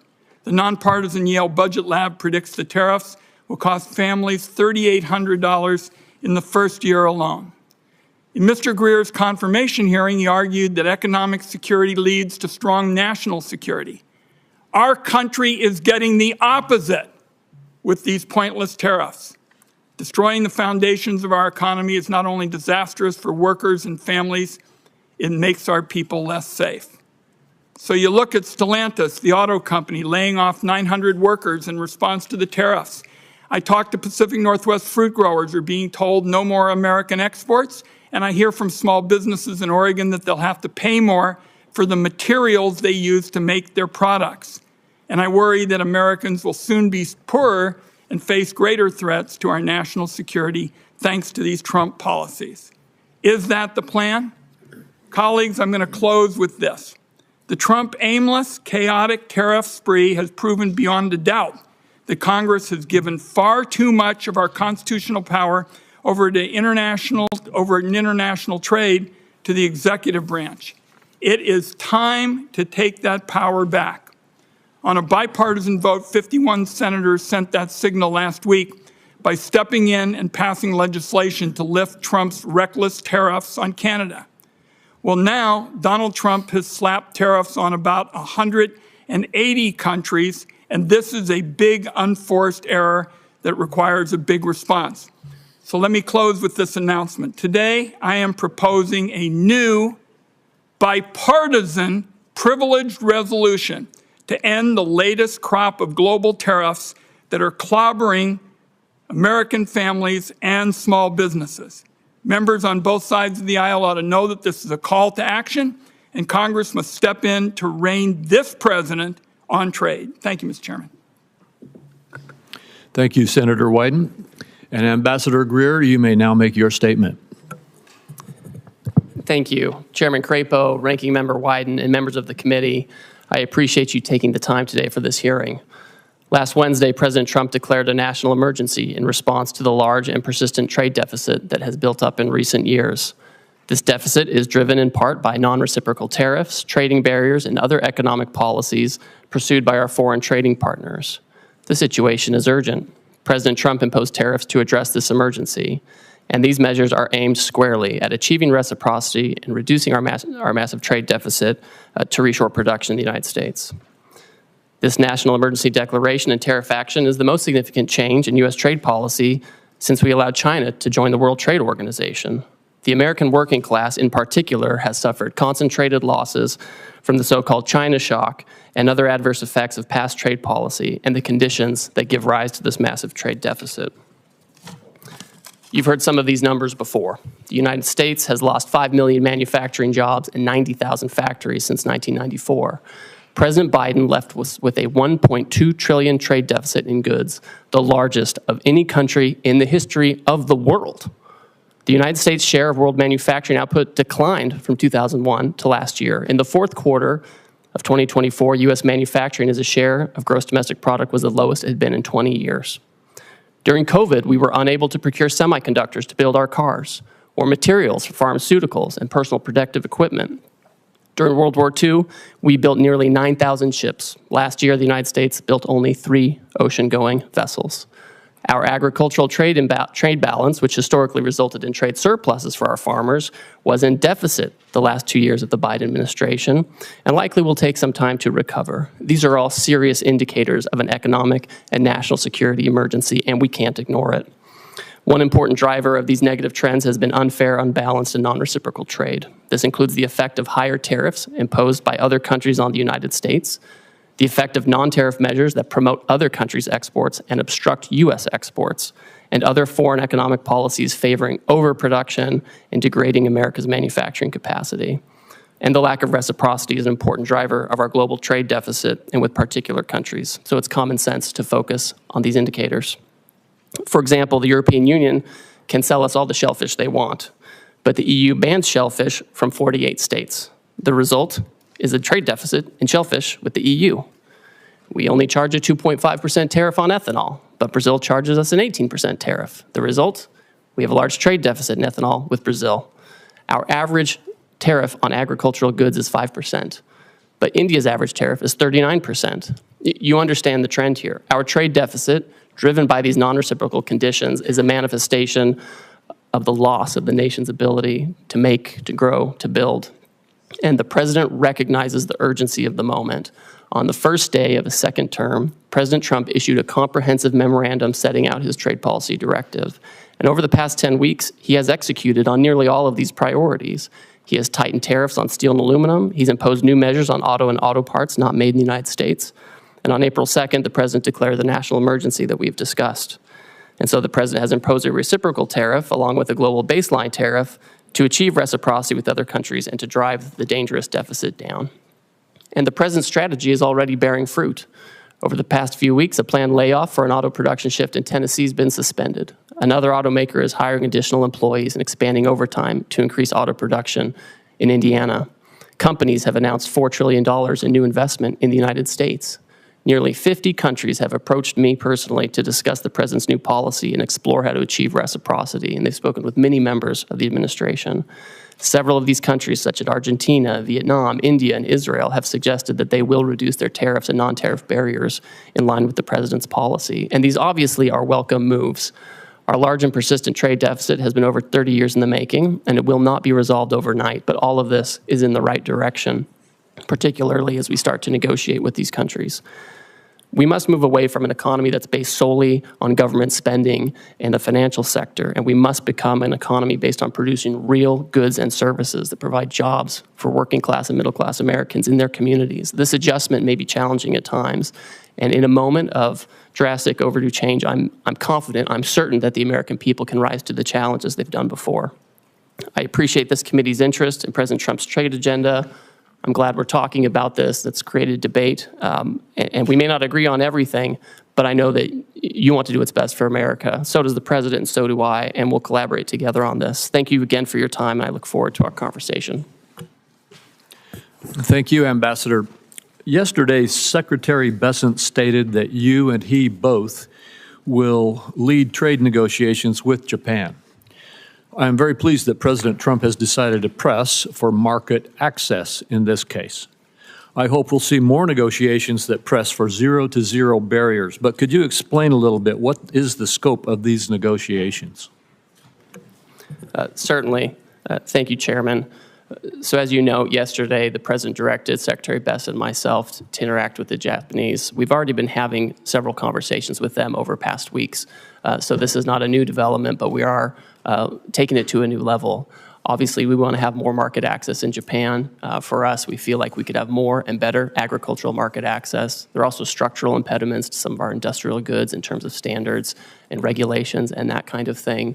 I also think that there are things we can do with our trading partners, things that aren't always purely in the trade sector with respect to economic security, whether it's export controls alignment or investment screening alignment or energy, making sure that our partners are tied up with us with respect to liquefied natural gas and other resources, as opposed to being dependent on other countries that may not be as friendly. And so I think all of these factors will go into these discussions with Japan in the coming weeks. Well, thank you. And as you indicated in your testimony, you've been approached, the administration or you have been approached by about 50 other countries already. I assume that the objective in these approaches, and I assume that there will be discussions and negotiations with them, but first, could you verify that? Is the objective here to engage in market access negotiations with these countries? Chairman, as these countries approach us, the idea is that we've had years and years of non-reciprocal access, and it's contributed to these trade deficits. As the countries come to approach us, what we've told them is, if you have a better idea to achieve reciprocity and to get our trade deficit down, we want to talk to you. We want to negotiate with you. And it goes both ways. Sometimes they have exports to us that are driven by subsidies and unfair trading practices. And then obviously they have non-reciprocal treatment on their end where they block our exports, sometimes through prohibitive tariffs, quotas that are not administered in the appropriate way, or other unfair trading practices. So these are the kinds of things that should be targeted. And I don't want to prejudge the negotiations, but if they're able to provide an alternative plan that can further these objectives, I think we're open to that. Well, thank you. The America First Trade Policy Memorandum rightly tasked the USTR to review China's compliance with the Phase 1 agreement. Under the agreement, China is obligated to purchase more U.S. goods and change basic practices and laws, the so-called structural commitments. The prior administration refused to discuss whether China complied with its structural commitments. And by the way, these were commitments made in response to tariffs in President Trump's first presidency, correct? That's right.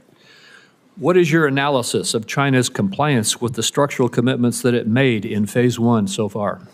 Our assessment, Chairman, is that in the initial stages of implementing the agreement, China made significant movement to make these structural changes, whether it was with respect to agricultural rules, financial services, or IP. We found during the Biden administration there was little enforcement and little communication, and that the Chinese did not comply with this agreement in large part. I've had a call with my counterpart. I've communicated to him our feeling on this, that they have not complied with the agreement. And I think we're disappointed by this.